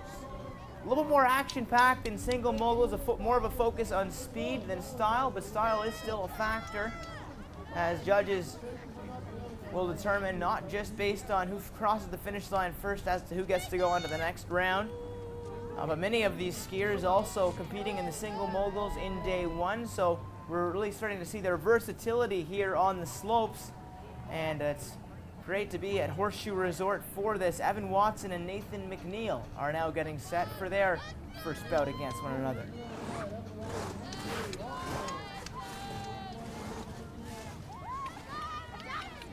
It is McNeil with a huge gap over his competitor.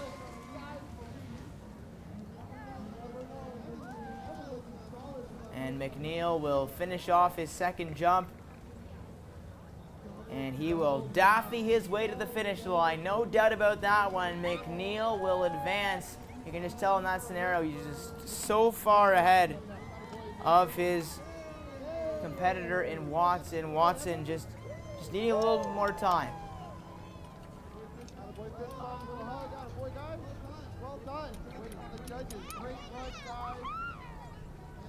Again, really awesome to see the sportsmanlike conduct from all skiers so far today. Each one congratulating their competitor at the bottom of the hill. There's no egos here on this course.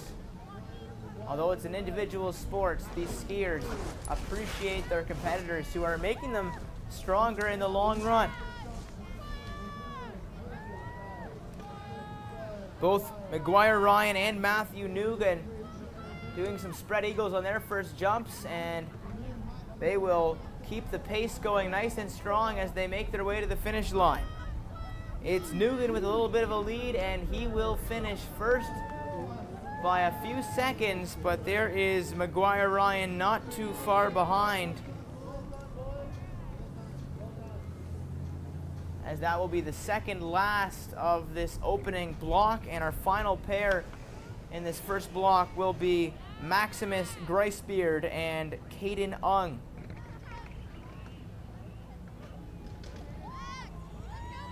Ung and Gricebeard, both even to start here, and they're hitting the jump at about the exact same time. Gricebeard a little bit behind Ung, and we'll see how this goes down to the finish line. Each skier trying to pick up the pace as they get set for this second jump. But it will be Ung coming out first, but not by a lot of distance. It appears he will take the victory, but judges will have to finalize that as we finish up our first block of dual moguls for the male skiers at Horseshoe Resort in Barrie. After 9 rounds of dual moguls for these young men, we will go on to the second round, and advancing to the second round is Alex Maisko and Noah Leclerc. It was Leclerc defeating Spencer earlier today, and both skiers with a rampant pace to start here. And it appears Maisko has a little bit of an edge at this point in the race. Leclerc is reeling, trying to catch up to him, but it will be Maisko, and he's flashing a beautiful iron cross backflip too. No doubt about that one. Maisko, just a little bit too much for Leclerc to handle, as he looks primed to perhaps be a candidate to go all the way in our dual moguls bracket. And we will continue filling this out, and it's now Daniel McCum and Alexander Bizzari, both winning their earlier races. It's McCum with the early edge here. And will Bizzari be able to catch up? Doesn't appear to be the case. All sorts of speed from Daniel McCum, and to make matters a little bit more difficult, Bizzari left on the hill as he wiped out before that second jump. He is down and not moving on the course. That does not look good. Oh boy. These skiers put so much into this course, and you take one wrong turn and it can be detrimental. This could be an injury to his head, and I hope he's okay. That's Alexander Bizzari being attended to. We didn't see him moving at all on that earlier run. They're seeing some movement now as he's being assisted, but looking like he's in some discomfort as he tries to get up on his skis. And he's favoring his left knee. Looks like he really hit one of those moguls the wrong direction. These things, if you don't go down as planned, can really hurt yourself, and he's being limped off the course. We'll give you an update as to how Bizzari is doing once he's attended to further, but it's unfortunate to see. The dual moguls will go on in the second round. It's now Matthew Draws and Max Ramsey.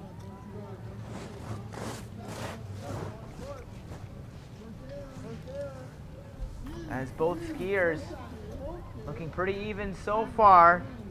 It is Ramsey with a bit of an edge going into this second jump. Ramsey about 3 moguls ahead of his competitor. And he will backflip to put an exclamation point on this one, as it appears that Ramsey will likely advance to the third round. This is the male single dual moguls. We had the single moguls yesterday. This is the male dual moguls, and we saw the first round of all these competitors, and we're now getting the competition narrower and narrower as we eliminate those that lose the round. It's not just about finishing first, it's also about style. As we now see Aiden Matthews and Cole Cashmore. These skiers looking rather even at this point of the race. But it will be Matthews finishing a little bit sooner. It looks like he almost couldn't put that second ski down. It's actually Cashmore who is able to catch up, and it really looks like they crossed the finish line at about the same time. That will be a tough call for judges as to who gets to go the green light to go forward. And coming out of the gate here is Nicholas McDermott with a little bit of a lead over Jason Nugan. But Nugan able to catch right back up on the right side of your screen. It's Nugan now with the lead and going at a rampant pace. There's McDermott, almost came off the one ski. That will slow him down further. Nugan, after a slow start, able to go all the way to the finish line, and it will likely be him that will advance. Doesn't matter how you start, it's all about how you finish. Jason Nugan proving that on that run.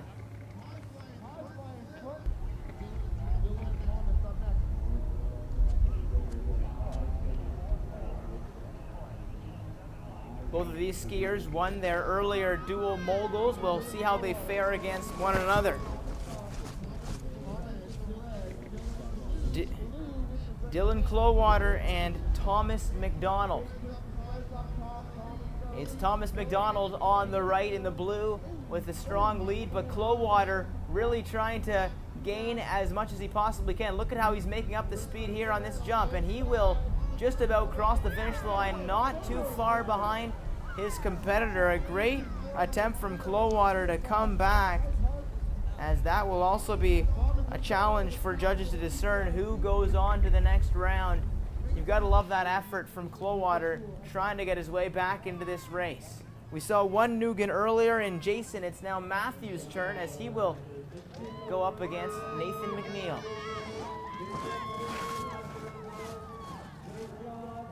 Nugan with an early lead against McNeil. McNeil trying to catch back up as the two skiers are appearing even here at this point of the race.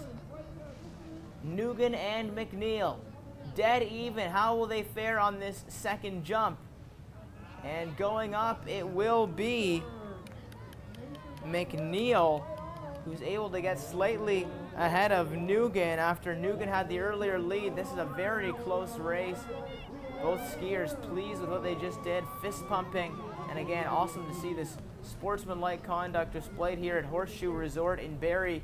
This is the Timber Tour Provincials Day 2 on this beautiful Saturday in February. And now it's Nathan Falk and Caden Ung.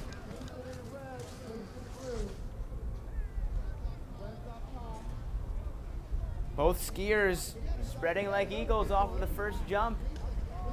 But it is Nathan Falk with a good lead on Ung, and he will backflip his way to the end. And he will certainly advance to the next round after that run. So that will do it for the second round of the dual moguls. And our bracket will get closer and closer to a final when we return on Rogers TV. But we are now on to the girls as they get set for their opening round. It's Carmen Dorsey and Julia Ellis to start off the female dual mogul. There's Ellis with a comfortable lead over Dorsey. Ellis miles ahead of her competition.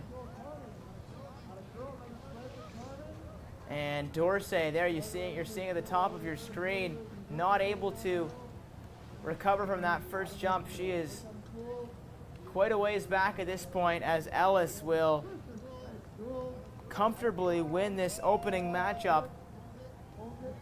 You just saw the conclusion of the first two rounds of the males dual moguls, and this female dual moguls is not as long of a lineup, so it won't take as much time for us. Just 8 competitors in this, so we have 3 more rounds between these females.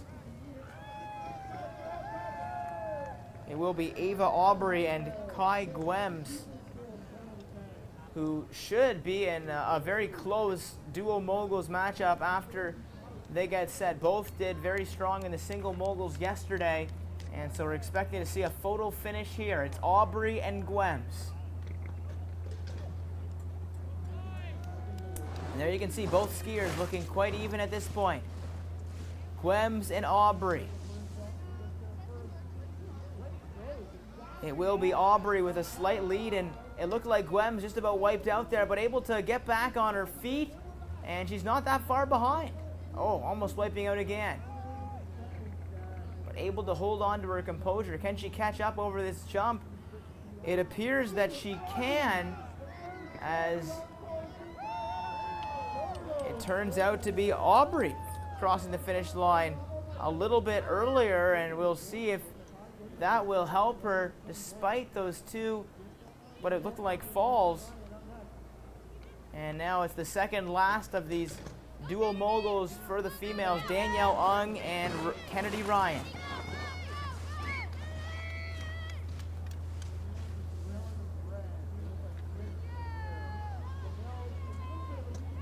Another wipeout at the top of the hill.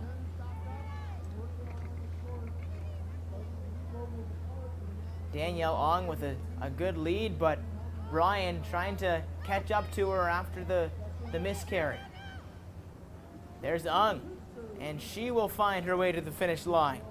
Danielle Ung likely to advance after Ryan will be penalized for some unfortunate falls after her first jump. And this will now lead us to the final preliminary round of female dual moguls. It's Maya Cusino and Aria Lowen.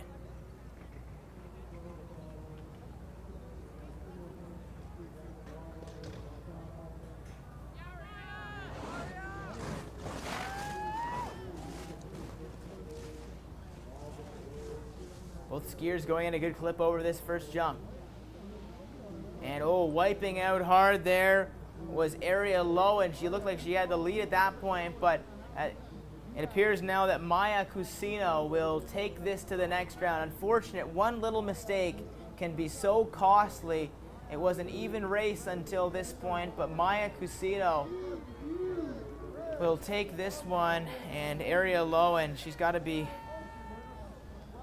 displeased after that, but a strong run nonetheless, and it will be Aria Lowen who falls, Cusino who advances. So that does it for the preliminary round of the female skiers, and we will now get set for the male and female finals right after this.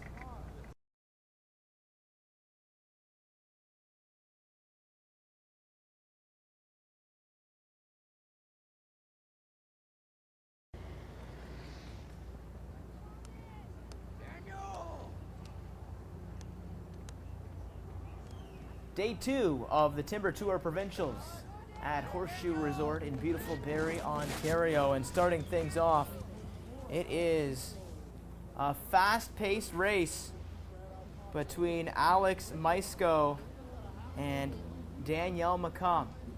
Look at that, style points for certain from Maisko with the beautiful iron cross to finish. It will be hard pickings for the judges as to who advances after that one.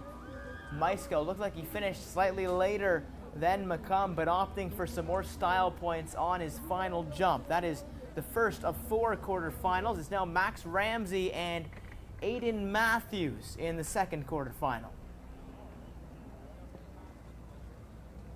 And Ramsey and Matthews wasting no time out of the gate. And look at this rampant pace from Ramsey. Ramsey leading the way, Matthews right on his tail. Ramsey picking up more speed here going down these moguls, looking like he's gaining his lead even further. And it's Ramsey flying high, both skiers going for the backflip, but it will be Ramsey who will advance likely against Maisko to the semi-finals. But the quarterfinals will continue, and after this we will jump right to the women's finals and third place match as this second day winds down here at the Timber Tour Provincials with Freestyle Ontario. Here's Thomas McDonald and Jason Nugan. McDonald and Nugan going off, and you can see there it is McDonald able to get off to the jump a little bit faster, and he will bounce his way down to the second jump. Nugan reeling behind him, and it will be Breakdown, Thomas and Jason coming into the second. Nugan coming out first as he passes the finish line just before Thomas McDonald. The adrenaline gets really ramped up between these skiers, and that will be the third quarterfinal. So we just have one more in this male category, Duel 25, please. and it will be Nathan McNeil and Nathan Falk.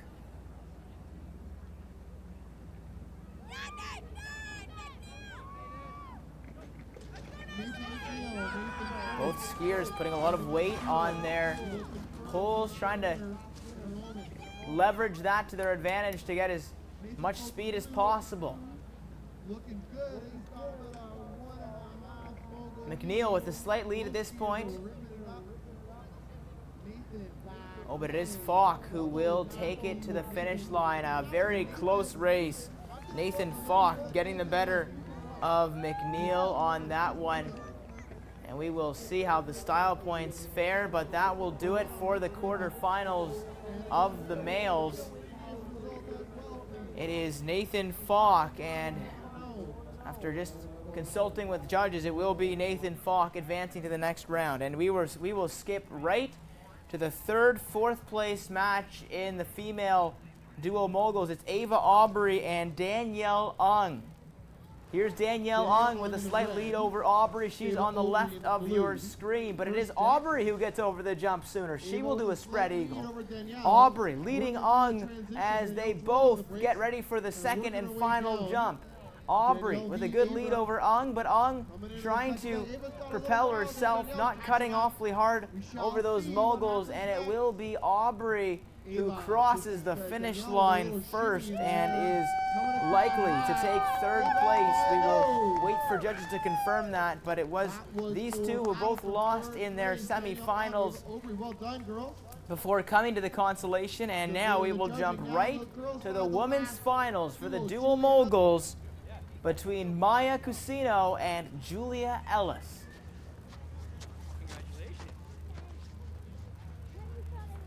And here we go. Julia Ellis, Cusino and Ellis. There's Cusino. And she's slightly behind Ellis at this point, both opting for the spread eagle. We'll see how this goes down to the finish line. Hot on her tail. Coming in, working hard, working those edges. And it looks like it will be Julia Second air. Ellis who will finish just before Cusino. And we will wait to see the judges' final, but it will look like Julia Ellis has likely taken this one. A great finish from these two evenly keeled skiers.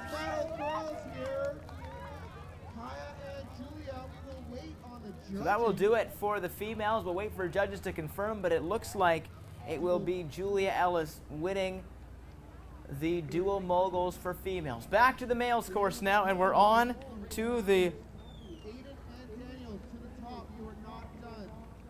consolation finals, as it's Nathan Falk and Jason Nugan. Both skiers getting great air off of the first jump, but it appears that Nugan has a slight advantage over Falk, but Falk really gaining on that second moguls, and it will be Falk pulling his way slightly ahead of Nugan, and judges will have a tough time discerning who gets past this run. A great run by Falk to catch up to Nugan after getting behind him off of the start.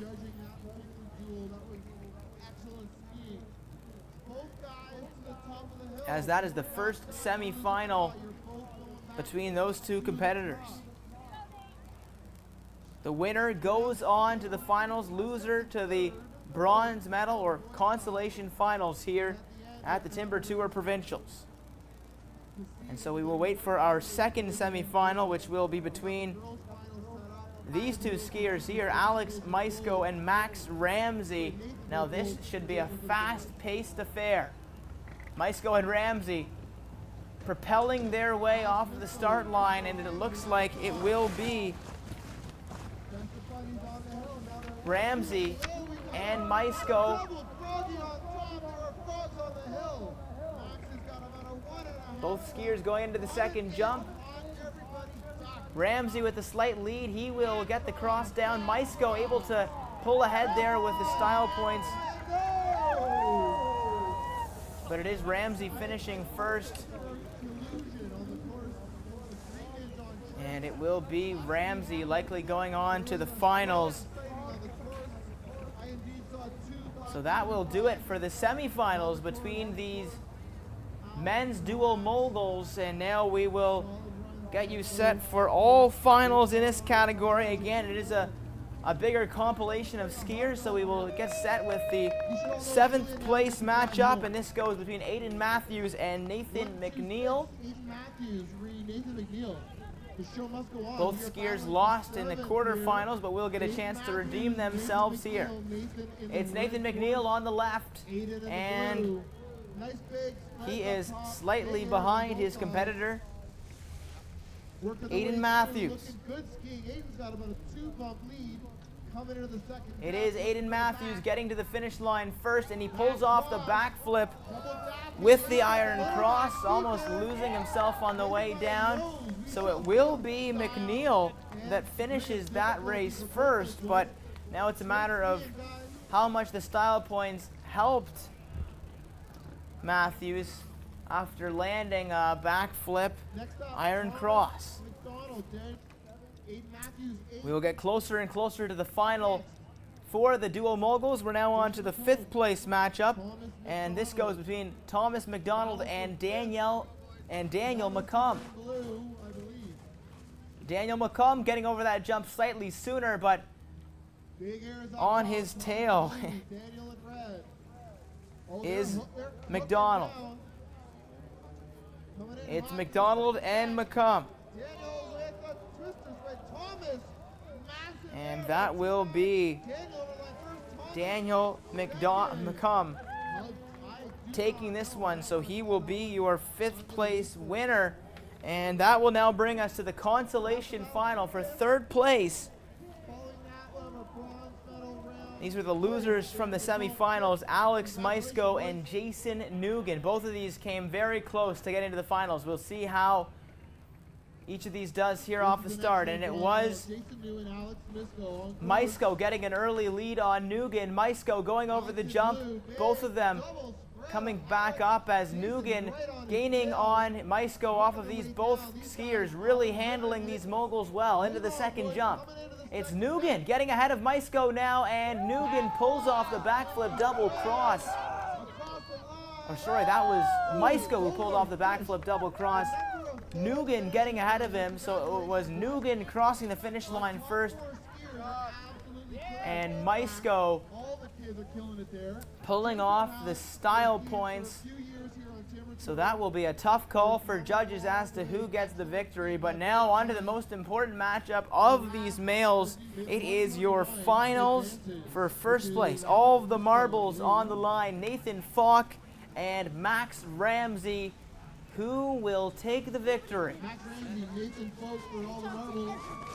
And look at these two skiers. All sorts of pace flying and doing some spread eagles to start here. And look at this. Flying through the sky is Ramsey and Falk. And it's Falk finishing slightly ahead of Ramsey. But who will take the W? It appears that it is Nathan Falk who will advance and be crowned as the victor of the men's dual moguls.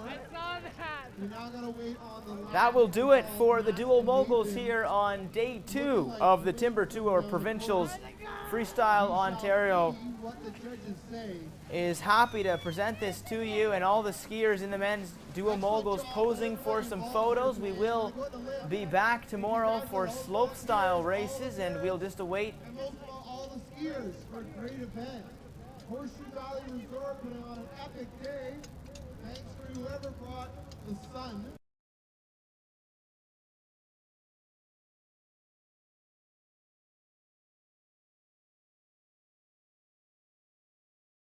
Welcome back to Freestyle Ontario's Timber Tour Provincial. This is day 3. It's David Mann on Rogers TV, and we are pleased to be bringing you the slopestyle on this day. We saw the single moguls, the dual moguls, and this will round out the tournament at beautiful Horseshoe Resort in Barrie, Ontario. And we will begin with each of these skiers getting 2 times down the hill, and it will start off with wearing bib 64, Megan Oldham. An impressive run from Oldham, and our next competitor now is Bella Bacon.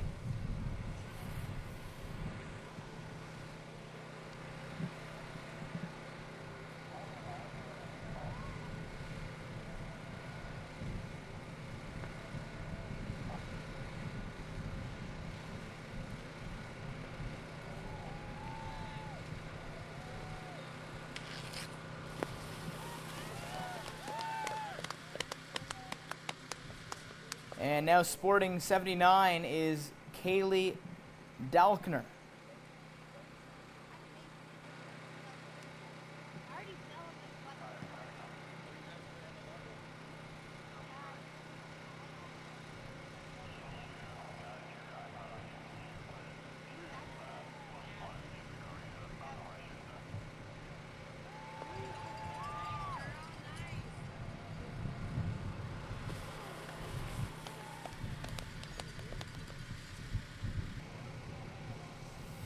And in the 16 and under category, here's Kennedy Ryan in 144.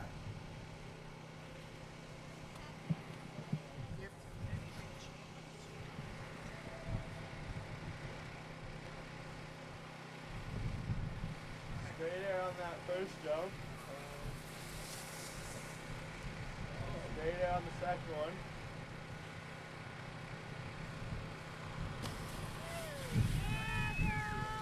Also in the under 14 category, this is Kaya Rabani.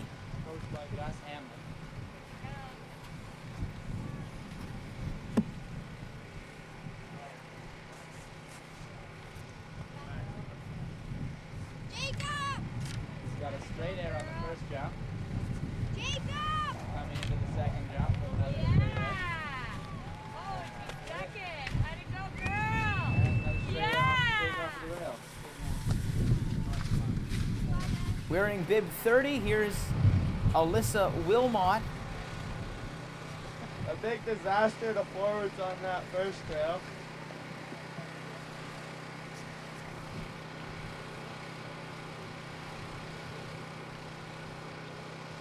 Switch left 5 on the first jump.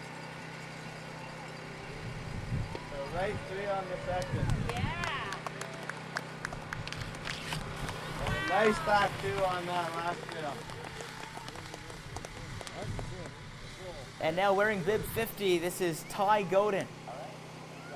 We got Ty Godin from Agenda Free Ski, coached by Ethan Harrison. Favorite place to ski is Mount St. Louis Moonstone. Big flat 5 over the hip up there. Coming in switch to the first jump. Switch right 5. This is together. Do a right cork 7 safety. Really clean. That was nice. Into a front 2 off the down round. Oh, nice. Shifting gears now from female to male in this slopestyle provincials, we bring out 191, Ethan Murdy. A big right 2 into forward. We're gonna run it. A cork 5 over the hip. Into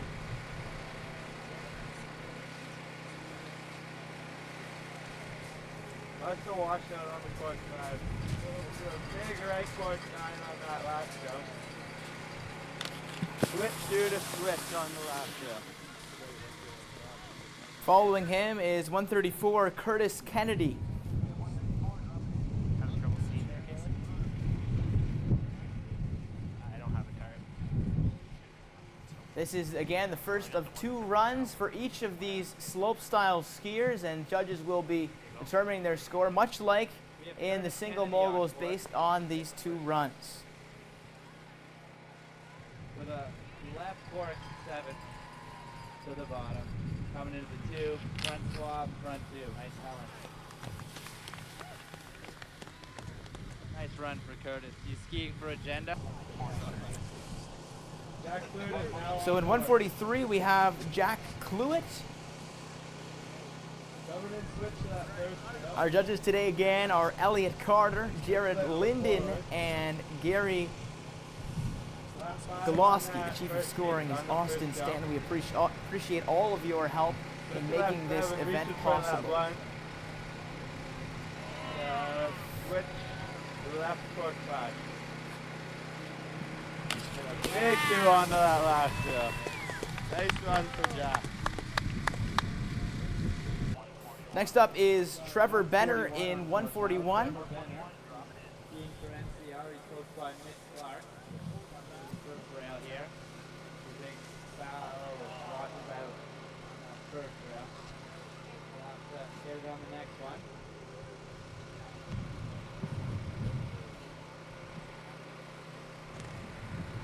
Sponsored by Boston Pizza on this one.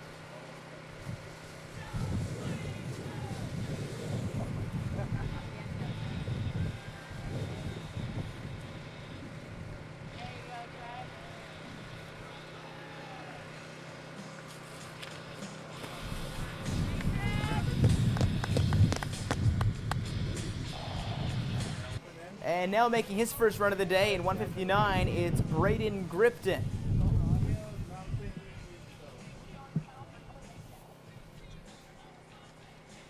Straight back forward. Big cork 9 on that first jump.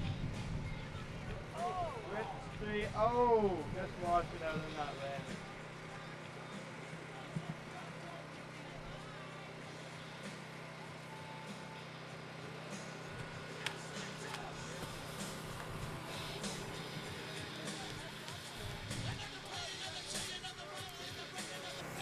And sporting 139, this is Nicholas Lapine.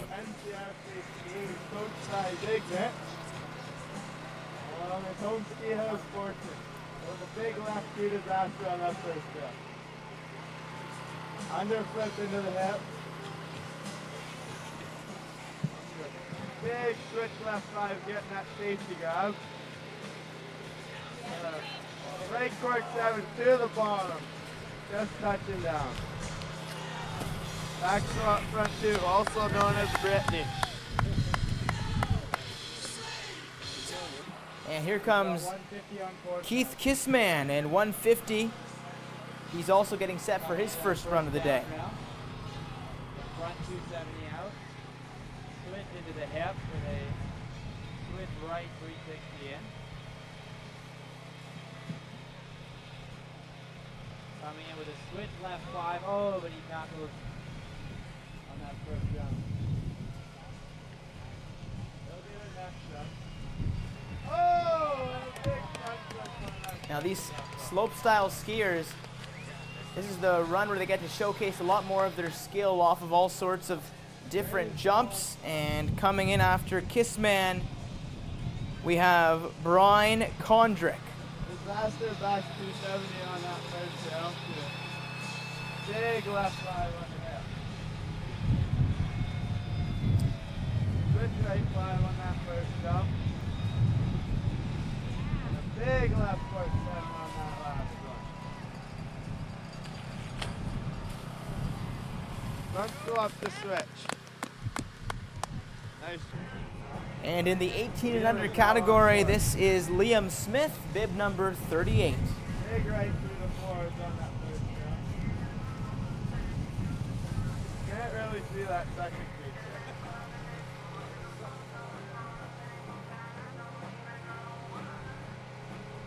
Switch switch left one on that first jump.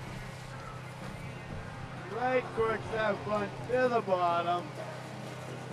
Looking good. Oh, looks like he might have just caught a bit on that last jump. Getting that front two still. Nice run. Wearing bib number 94, this is William Fossum getting set for his first time down the hill. The left two onto that down rail. Can't see he's hitting the rider's left hip up there. Coming into the first jump. With a switch right 5.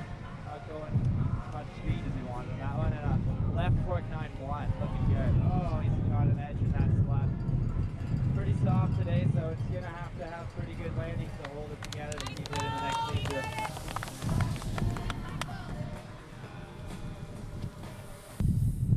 And moving on to Connor Rewa, his first time down the hill.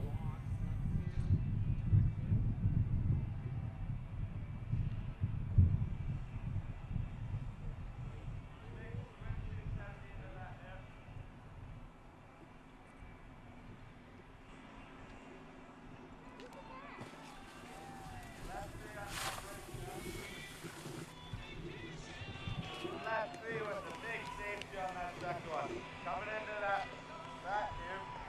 Oh, and front two just catching an edge in the snow.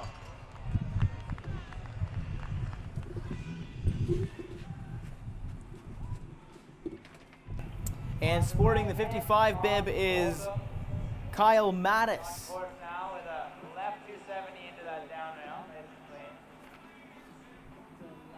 Big 5, left 5 over that hip. Coming in switch to the first jump. Switch right 5 safety, nice and styled out. Coming in with a nice left cork 7 tail grab right to the second line. Stopping that one out with a nice front swap to switch on that flat two. Good run for Kyle. Now making his first run of the day in the 16 and under category, we have Finnegan Mallon.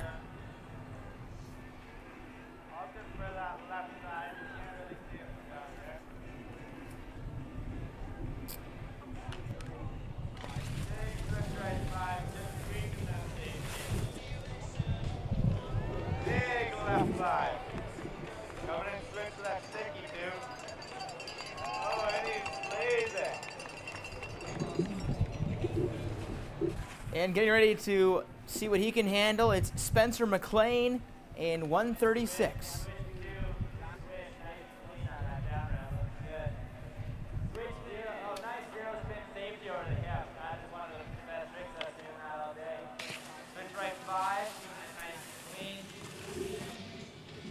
Oh, nice left road 5 mute.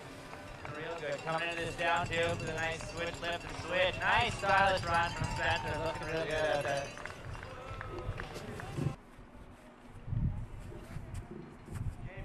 Next up on the slopes is James Hemphill.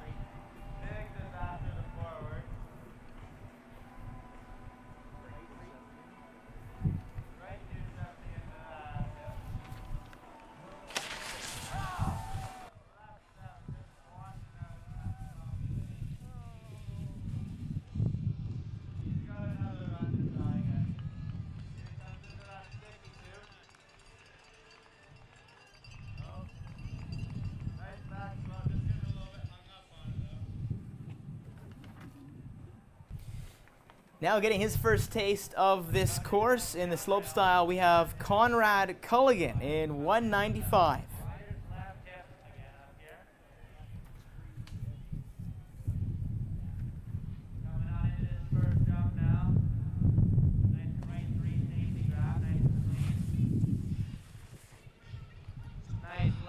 Right 3 lead one on that second drop. Coming into the sticky 2 here.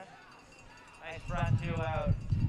Hold on to a solid run there from Berger.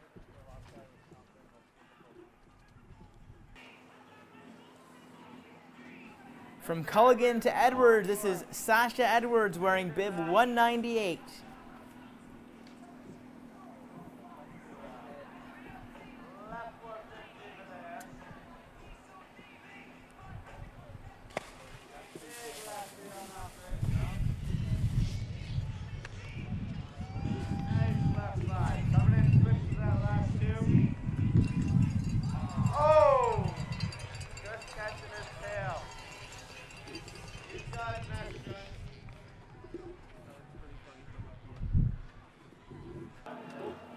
to start off strong. Here's Kira Davies King in bib 153. Nice ski rock slide up there.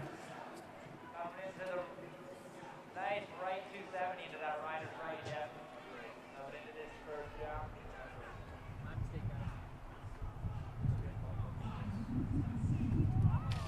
must have walked out up there, unfortunately, not enough speed. Missed that first jump. Nice left, right 3 on this bottom jump. Coming into the sticky tube with a front 4. Oh, getting hung up in the slot again.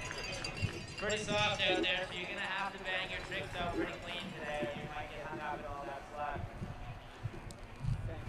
And getting set for his first run of the day, here is Robbie Monteith in 132.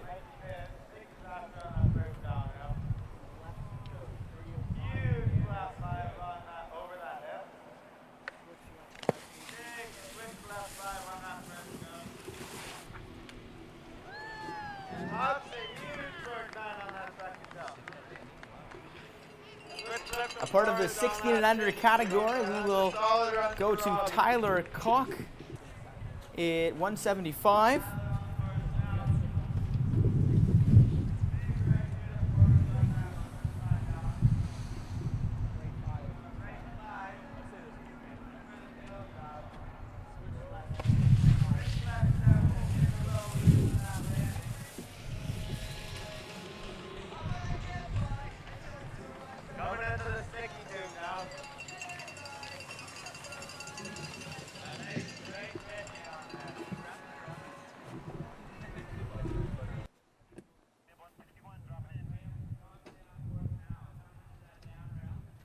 Also in the 16 and under category and sporting bib 161, here is Graham McDonald.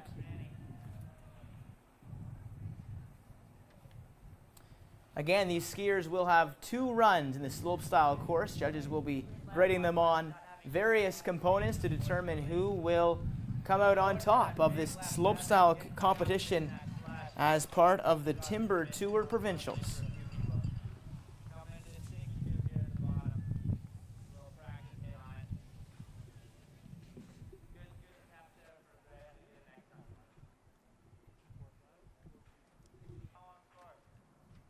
It's now time for Patrick Pearson to see what he can handle on this slopestyle course. He's wearing 113.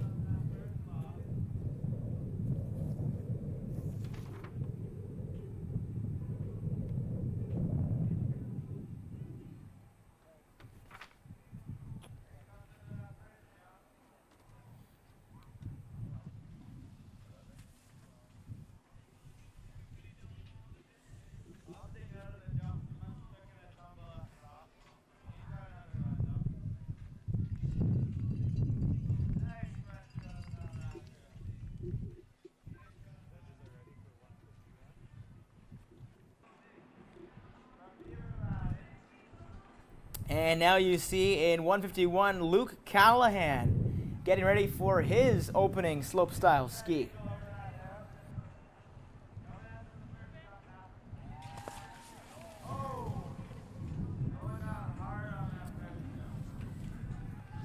Takes a lot of work for Horseshoe to get all of these courses groomed and polished for the skiers to be presentable on this special weekend tournament, as it will come to an end after all the slopestyle skiers get 2 runs down the hill. We are just over halfway through the first competitors. There's still many to go, and that includes now Nathan Wood wearing 115.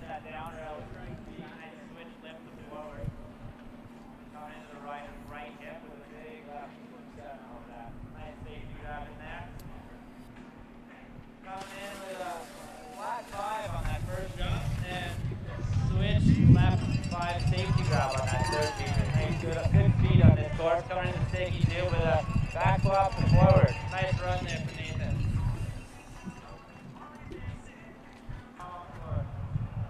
Now warming up at the top of the hill in 149 bib, it's Spencer Hill, a part of the 16 and under category.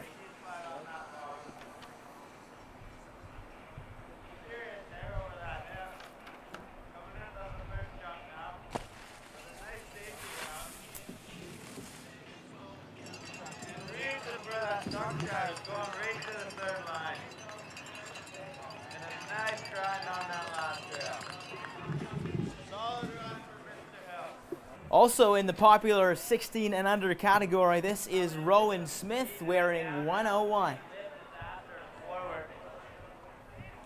Coming into the rider's left hip. Coming in out of the first round. Nice switch left one. And a nice big old left three. Going nice and clean on the second job. Ready to take two with a nice ski slide to switch. Good clean run from Rowan. All sorts of skiers taking part in this opening round competition of the slopestyle. And we have here Harry Lehman. Front two. Oh, unfortunately he reverted. Must have got caught up in some of that snow.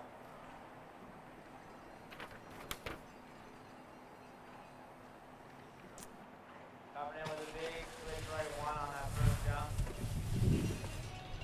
Nice carving straight on the second jump. Having fun with this one. Coming into the down rail. Squeezing it forward.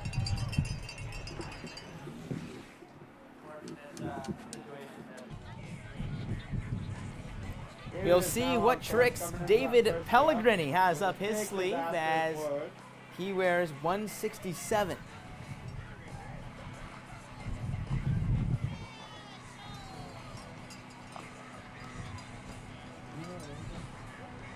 A big backflip on that first jump. And do a right 5 to the left.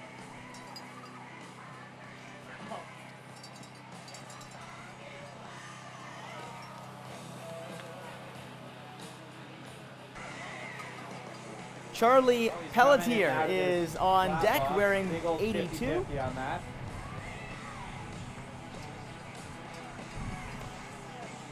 Opting for that rider's left hip, so I'm not able to see that. Coming in with a right 360 on that first jump. With a nice big old daffy on the second jump. Taking it old school there. Oh, coming in, having little issues with the ski slide on that bottom rail. You have to get Is now on course. And now it's Marcus Smith's turn to rip up the powder. He's wearing bib number 7.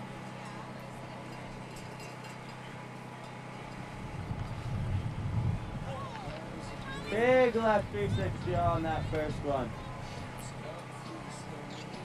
Just opting out of that second one. Here he comes into the big down rail.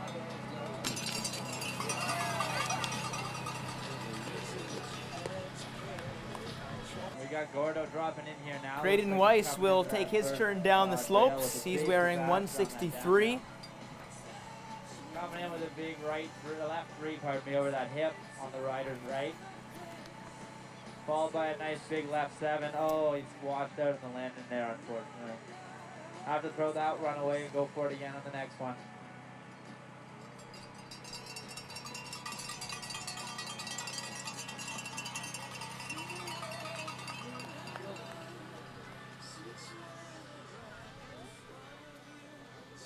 And we've seen him already in both the single and the dual moguls. Jacob Harley will take a turn at the Coming in out of the slopestyle rider's course. right hip. He is wearing 61 and one of the few Coming in with the a right 12 three and on under that top category. jump. Huge shout out to him. Followed by, a big Freeman Seaman. That's a cool trick there. Those are pretty fun to do. And wearing 140, this is Litvinenko. Big ski slide to forwards on that left feature up top. Opting for that left hip as well.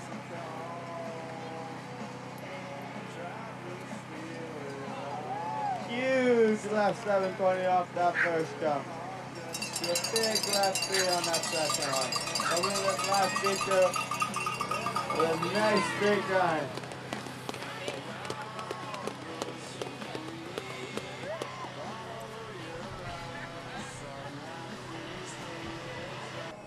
This slopestyle course is getting all sorts of action today here at beautiful Horseshoe Resort in Barrie.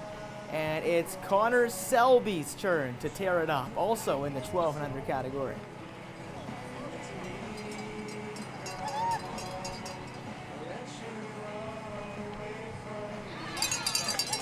last 3 on that second jump.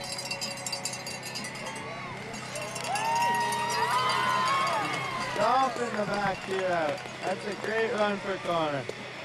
We will stick with the youngsters as it's now time for Charlie Beatty to take his turn down the slopes. There's a huge 180 over that hip. Coming in, switch to his first jump. Big switch left 5 to the right, stomping the landing. It's a huge left 7. And escaping on that last one. He's stoked on that one. And going even younger than the age of 12, we will shift to the 10 and under Got Lucas category. dropping in Here now. is Lucas Hooter. Doing a big 50-50 on that flat box up there. Coming in, jumping into the hip there on the rider's right. Coming in, big left 360 on that first jump. Keeping it together. Nice daffy tail grab on that second jump. Coming in here to the flat rail. Oh, nice. Oh, he got a little hung up. He's going for the 50-50 on that rail. You have to get an extra run. After seeing his competitor go down the slopes, He is now Trent up Setterington is fired up for his first time.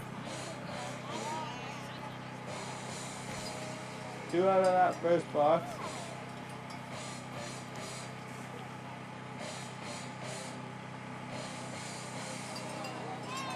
Big right 3 on that first jump. To the last 3 on the second. Nice deep slide to switch on that last jump. Solid run. We got Max dropping in on course now. Coming in. And in bib 51, back to the 1200 category, here's Maxwell Coming to the Moore. rider's left hip.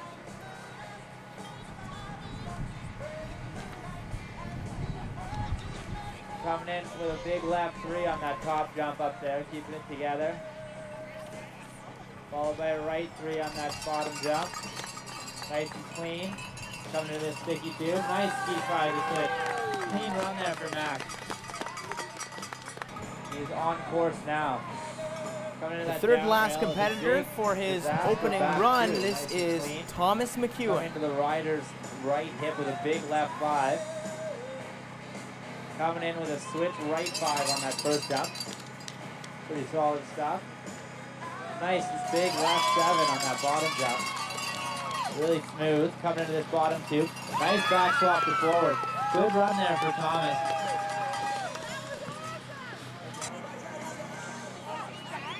And wearing bib 76, here's Big Matthew disaster on that first LaPont. down rail. Taking the rider's left hip option up there, the second feature. Coming in out of the first jump. Big right 540 on that first jump. Coming in switch, looking over his right shoulder. Switch right 180. Nice and smooth. Coming to this flat sticky 2. Nice front 2. Pretty clean run there for Matthew. And rounding out the first round of the Slopestyle race, wearing 101, last but not least, Rowan Smith. Coming into the rider's left hip. Coming in out of the first round. Nice switch left 1. And a nice big old So that will three. conclude Nice the clean first on of that 2 second jump. runs for all of our Big two with a Slopestyle nice skiers. inside to switch. We will come right back on Rogers TV with the second run. Don't go anywhere.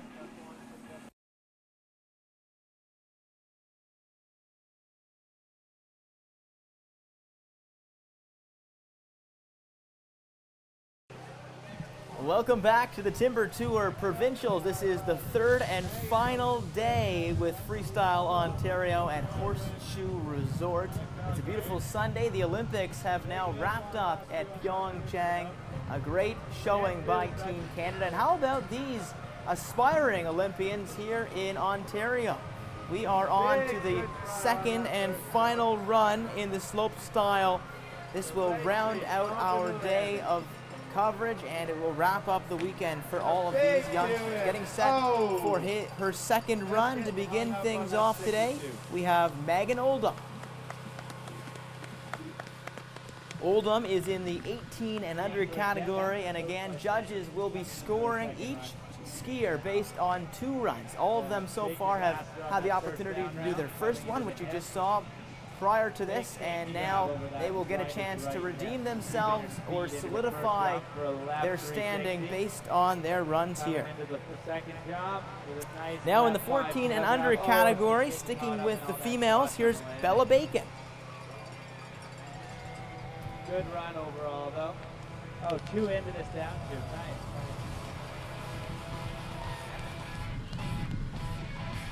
And sporting bib 79, here's Kaylee Delkner. They didn't have flat box, a big 50-50.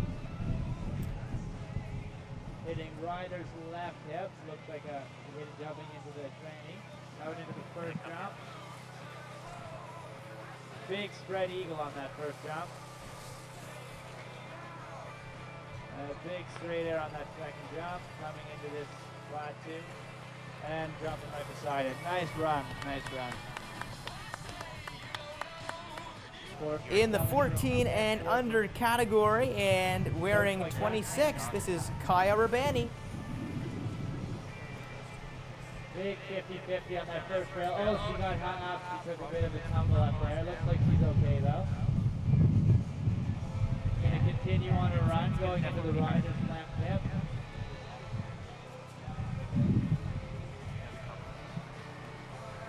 Coming into that first jump, a nice big safety grab. The second jump, big straight air. Going to the second line, nice and big. And a nice big straight air at the end there to finish off her run. Looking for a strong showing here in her second and final run. This is Kennedy Ryan. Now on board.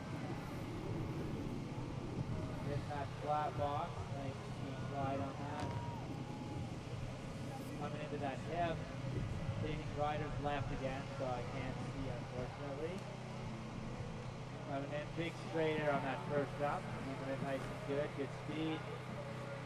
Another safety grab on that second jump. That was good speed on this run and finishes off with a little safety straight air there right beside the rail. And it will now be Alyssa Wilmot's turn to try to tear up this powder course. She's wearing bib number 30. First down there with a big ski slide on that. Coming to rider's left hip. Coming into the first jump now. A big switch 5 to the left. Coming into the second jump now with a nice right 180. 60, sorry, missed that one. Nice back surface swap on that flat tube. Strong run there for Alyssa. The competition continues now in the 18 and under category. This is Ty Godin wearing 50. Like right now, they just pierce on like Nice on his way into that first feature now. Big left to disaster. Flat 5 over there. Switch right 5 safety on that first jump.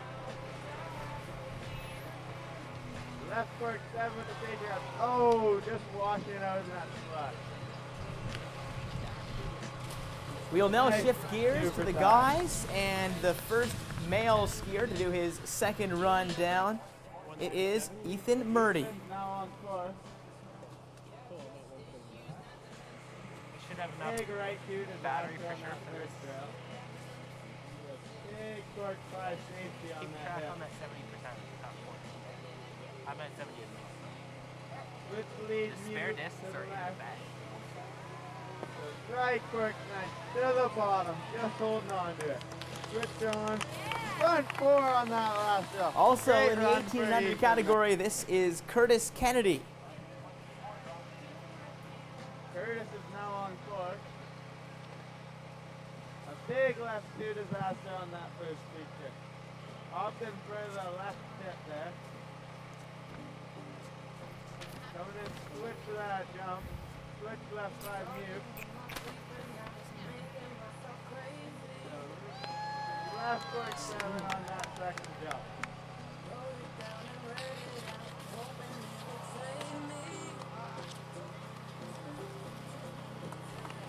I'd like to give a shout out to some of our sponsors for this event. We'd like to thank Barry. Sticking with the big guns, here's Jack Cluett wearing 143. On course now, coming and switch to that down rail, switch lift to forward. Coming into that first jump with the flat 5 high safety rep. Coming switch right 7 tail grab on that first jump into a switch left cork 5 safety. Real stylish run for Jack here. The nice 4 into switch on that down rail, dropping some big rail tricks. Good. I'm excited to see how Trevor Benner handles his second time down the slopes. He's wearing 141. Big truck driver into that hit.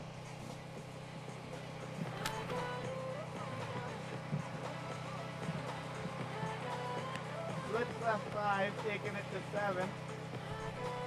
You got switch other way 180.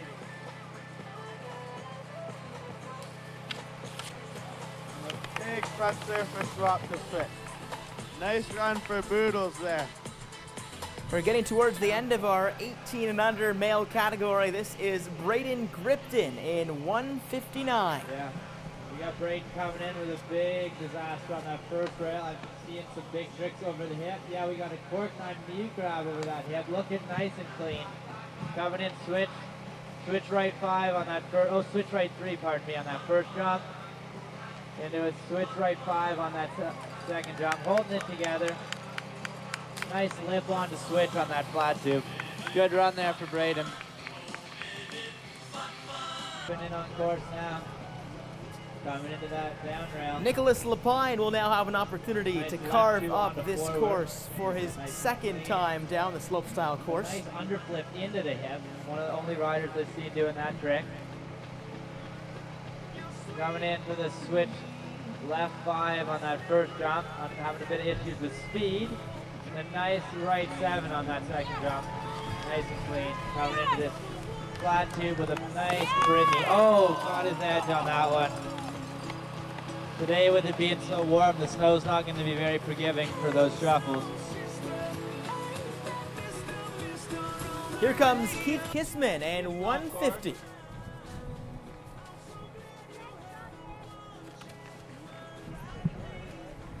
snake kind of boards on that person. And a huge dive flip over the head. Right 3, just going a little big on that one.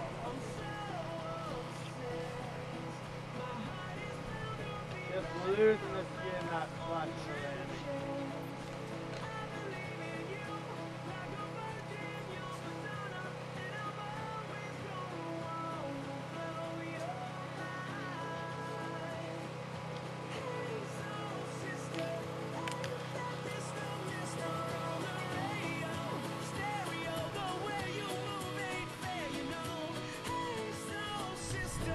And it will be Brian Kondrick.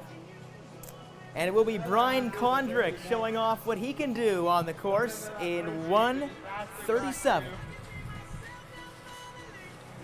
And big cork drive over that. Yeah.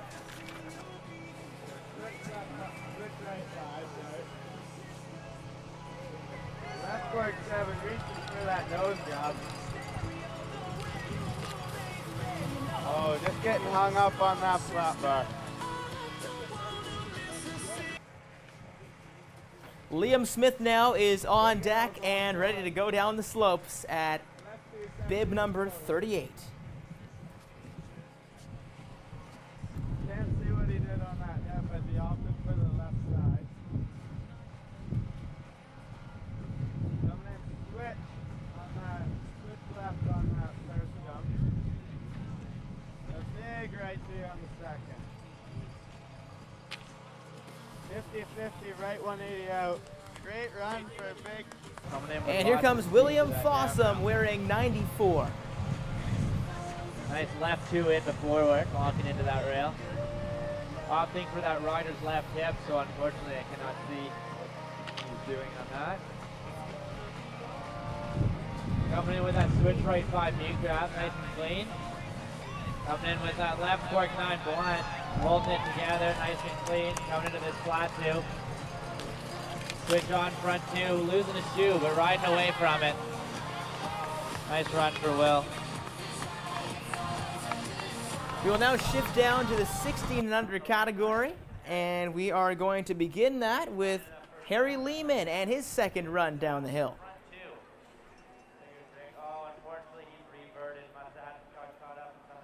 A big thanks to all the parents spending their weekend here at Horseshoe Resort in Barrie and allowing this competition to take place.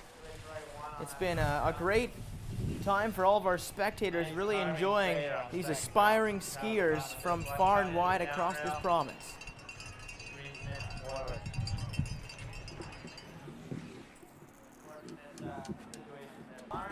We will continue in the 16 and under category. Here's Connor Rewa wearing bib 43.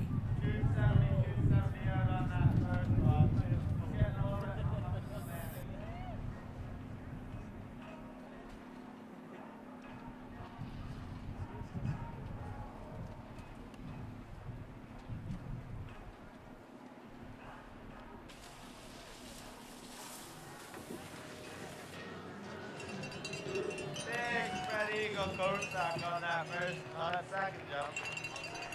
Just keep sliding the fourth. What's that nasty dab out? Kyle Mattis is now getting primed up for his second run down the hill. He's wearing 55.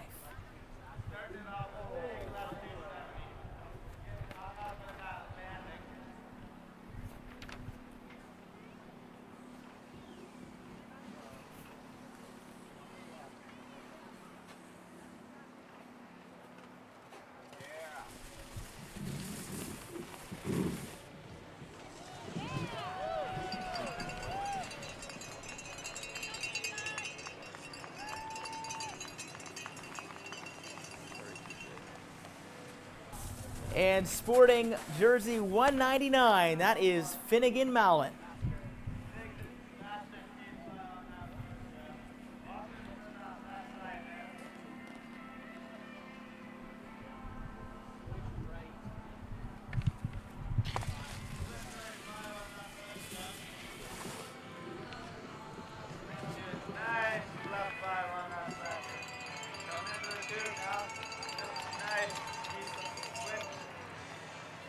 It's now Spencer McLean's opportunity to take his second time down the course. He's wearing 136.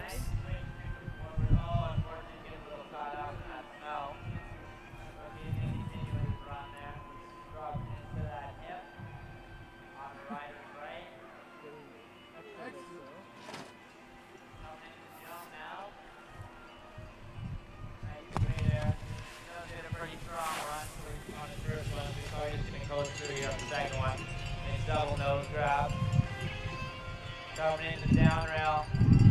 Nice two on the board, nice clean. So that second run won't be as long James as the first Hemphill one. will now try to fly through the sky and get as much air as possible as he goes down wearing 70. Big disaster of forwards on that first rail.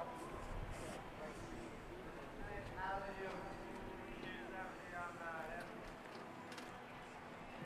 Big left seven, just washing out of that lander.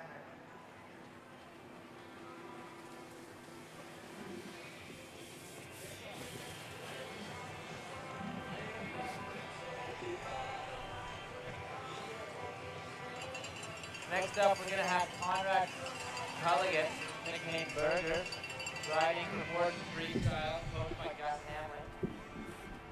And making his final run of the day, here's Conrad Culligan. I don't know. See what... Oh yeah, nice. Where do you go? Niagara College. Okay, cool. I'm just interning now for the graduation. That's all right. What are you interning for?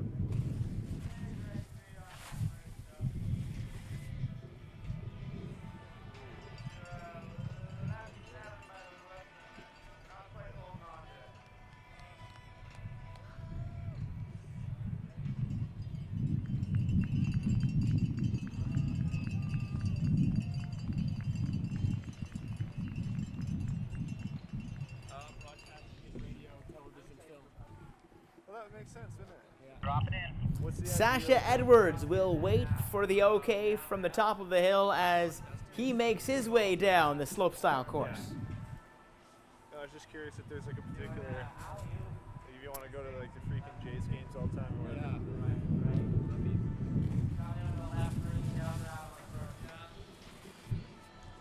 And another left 360 on the second drop. Coming into this two here.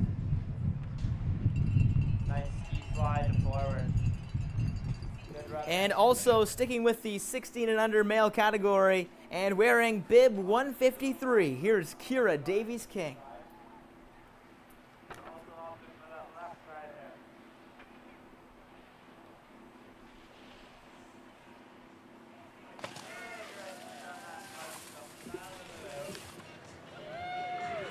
Nice right line, just not quite holding on to the lid.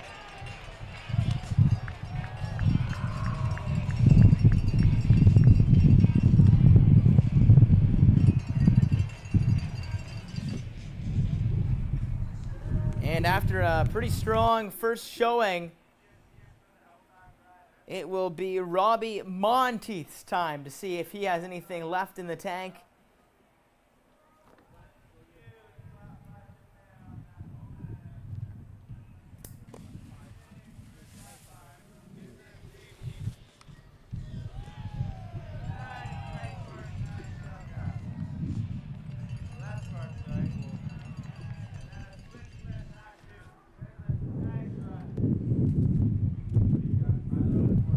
And at 175, here's Tyler Koch.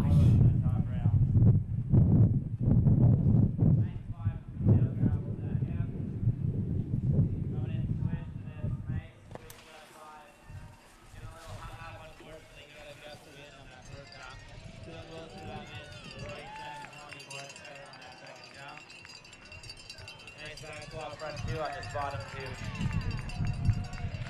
Nice run for Tyler Koch. All right, then 151, drop it We'll in. now see what Graham McDonald has in store for his second and final run of the day. He's wearing 161. Good. Cut into the hip, switch alley, left one on that right hip. He gets left hip as well, now he's coming to the job. Nice switch right one, of course, for left one part of the foot, having as much speed as like. Coming in, nice left five on that second job. Coming in, switch to the single here. Switch tails on, forward on that bottom. Here comes Patrick Pearson coming down the hill wearing 113. Switch to that flat box. Switch on forward. Coming in to right and left hip.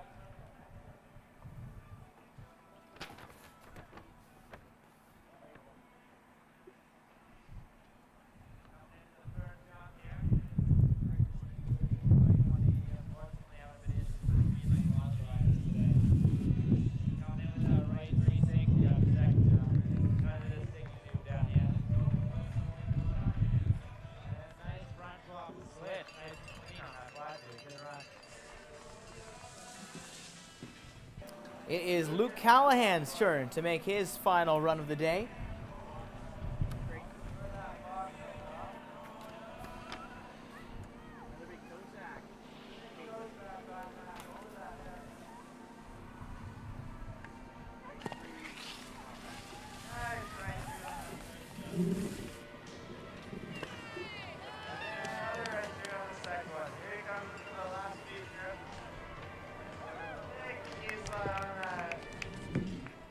There's all sorts of skiers taking part in the slopestyle course, including Nathan Wood. He's wearing bib 115.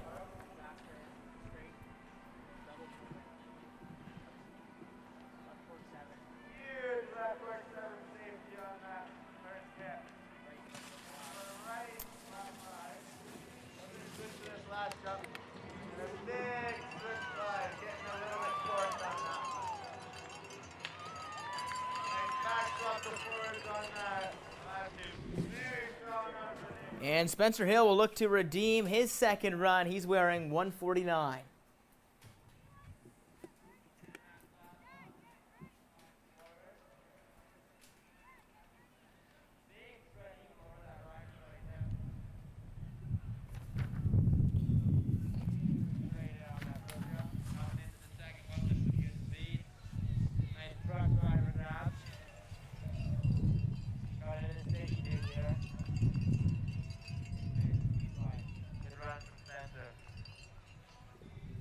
And in bib 101, here is Rowan Smith. Mine is now at 10 flashing. Hold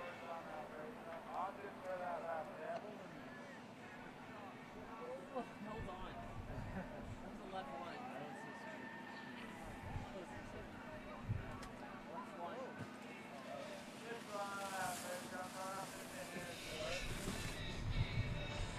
Big left field Slopestyle on that second jump. Nice gear. We will now shift gears to the 14 and under male category, and starting off his second run, here is Dax Miller in bib 135. Switch two back two on that box towards the left up top. Do a big 180 mute grab on that hip. Switch right rodeo 7 Japan. Switch left 5 safety. Coming in this long downhill. Just squeeze back and forth. That's a good run for that. Marcus Hare is looking to show off his nifty skills down the slopes. He's wearing 78. Coming in on that flat box, sliding it all the way to the end. Coming into the rider's left hip.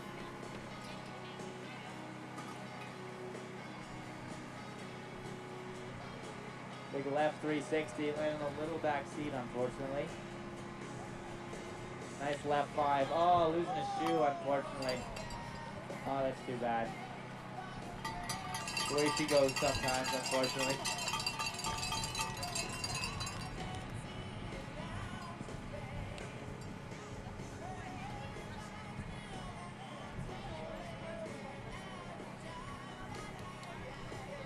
How will these skiers rank after their second run? We will have to wait for judges' Joey's now on consensus, but making his big second run disaster down on the that hill, first here's round. Joey Pellegrini in Opting for the left 168. side hip.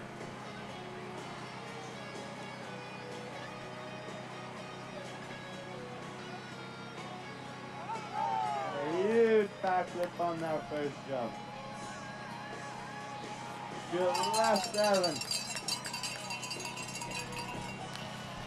Yeah, big surface swap on that Yukon here. That's a nice run. Coming into that switch to that flat box at the top. There's there, Camden switch on the Schleier forward. looking on from the top of the hill, getting ready to do what he can Big only Japan hope grab will into the be hip a on that spectacular rider's right final hip. run. He's wearing 174. Big left 3 on that top jump. Safety grab. Going for the tail grab on that second jump. Coming in now with a nice ski slide front 2 on this flat tubby here.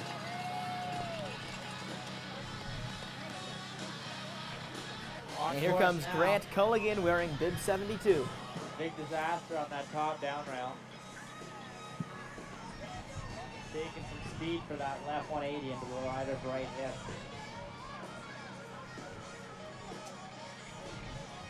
Oh, unfortunately taking a little spill on that first jump.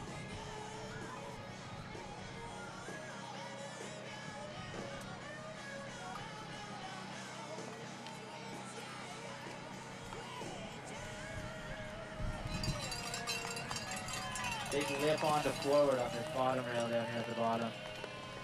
Unfortunate on that. Scott That's what Breeden goes is sometimes, warming up as he stretches back and forth before coming down the hill wearing 152. Coming in out of that caribou onto that flat box at the top there.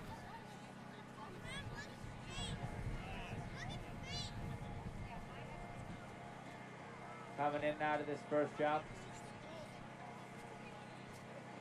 Switch right 360 there. Oh, he's opting out of that second jump. Must have had an issue with speed on that one, unfortunately.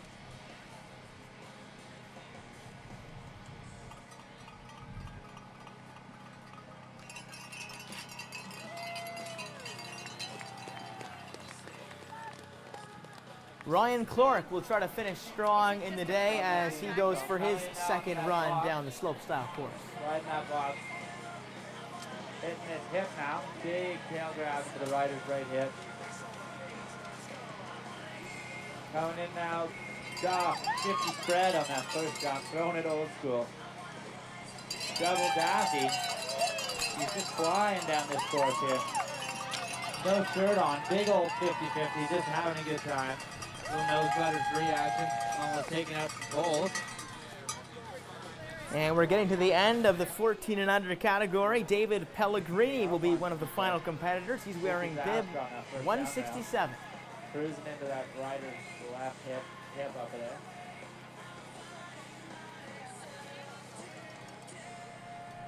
Coming into the first jump now. Big old backflip for the boys. Oh, and just whipping the last 7 round this bottom jump. Coming into the flat 2. Nice front two. Solid run there from David.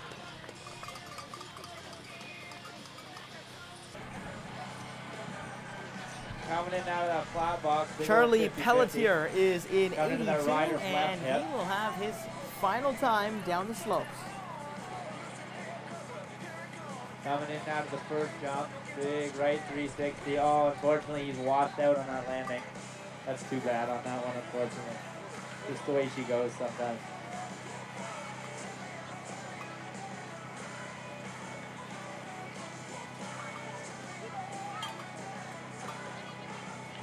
Now it's Marcus Smith's turn to see how he can handle the slopes. He's wearing 7. Big old ski slide on that one.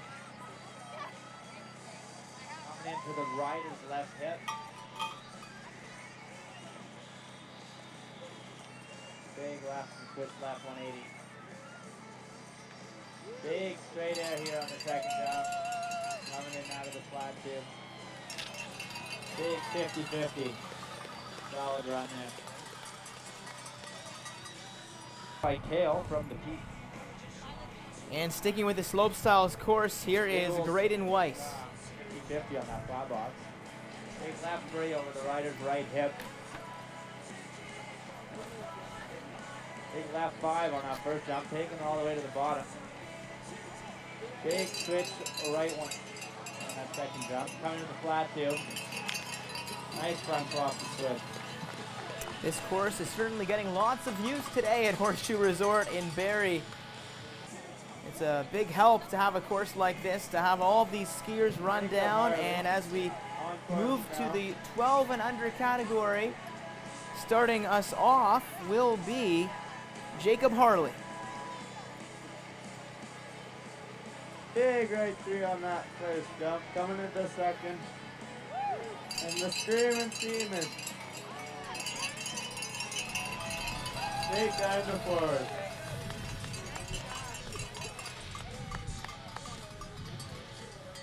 And in bib 140, here comes Got Misha Litvinenko. coming in down to the flat box. Big old 50-50. Seem to hit the rider's left hip there. Coming in with that big left 7. Oh, unfortunately he's washing out on that first jump up there.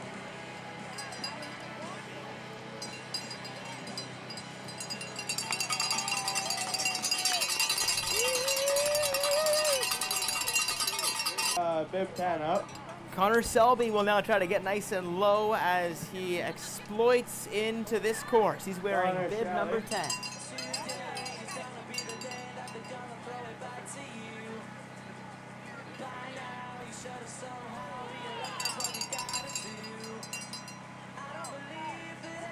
Big left 3 on that second jump.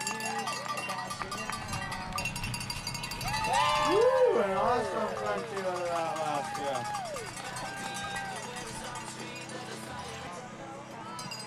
And trying to make a case for a victory, here's Charlie Beatty in jersey 22. Big left 5 on that first hip.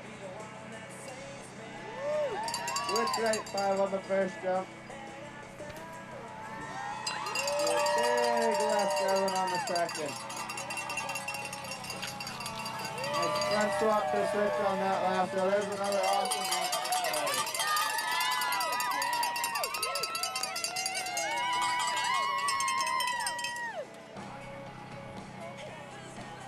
We will now shift even younger to the 10 and under category. And it will be Lucas Cooter starting us off. With just 4 skiers left in the Slopestyle Provincial's second run. Oh, that's too bad.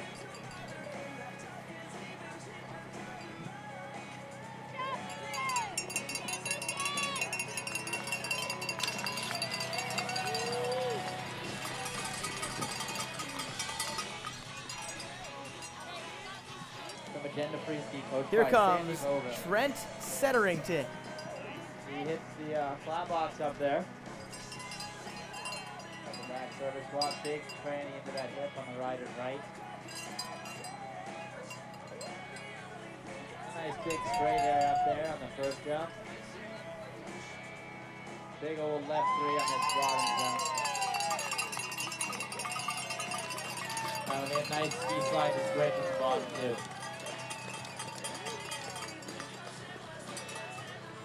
Coming in switch to the flat And box. Maxwell Moore will make a case for a victory as he Coming into carves rider's down the left slopes hip now. wearing jersey 51.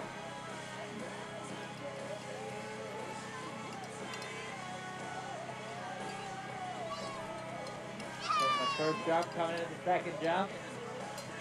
Big right 3. Coming in out of the bottom 2.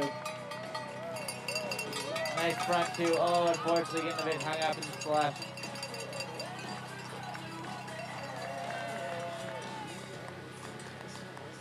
And after a strong opening run, it will be Thomas McEwen in the 1200 category looking for another strong run as he does his second time down this slopestyle course. He's wearing bib 27. Coming in now with that switch right 5 on the first jump. Followed by the left 7 safety, getting a little force on that one. Nice back swap to forward on that bottom 2. Good run for Thomas. And finally, it's Matthew Lapine wearing 76, and he will round out all of our skiers today in the slopestyle course.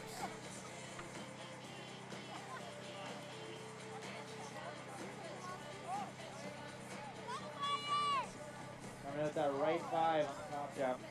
Kyle. Switch right 5 on the bottom jump. Nice back 2 on the bottom 2. And that will do it for the slopestyle provincials after 2 runs from a number of skiers. There you can see your first place finishers in each category. And we are congratulating every single one of these skiers for showcasing both skill, speed, and overall control going down the hills. You can take a look at that list, and that will conclude our 3 days of the Timber Tour Provincials. We saw single moguls, dual moguls, and now slopestyle skiing. A big thanks to Freestyle Ontario for putting this event on, Horseshoe Resort in Barrie for hosting it, and of course Rogers TV for broadcasting this to you. For everyone at Rogers TV, my name is David Mann. Thanks for tuning in, and keep your eyes peeled on some of these skiers because they will be likely our future Olympians in years to come.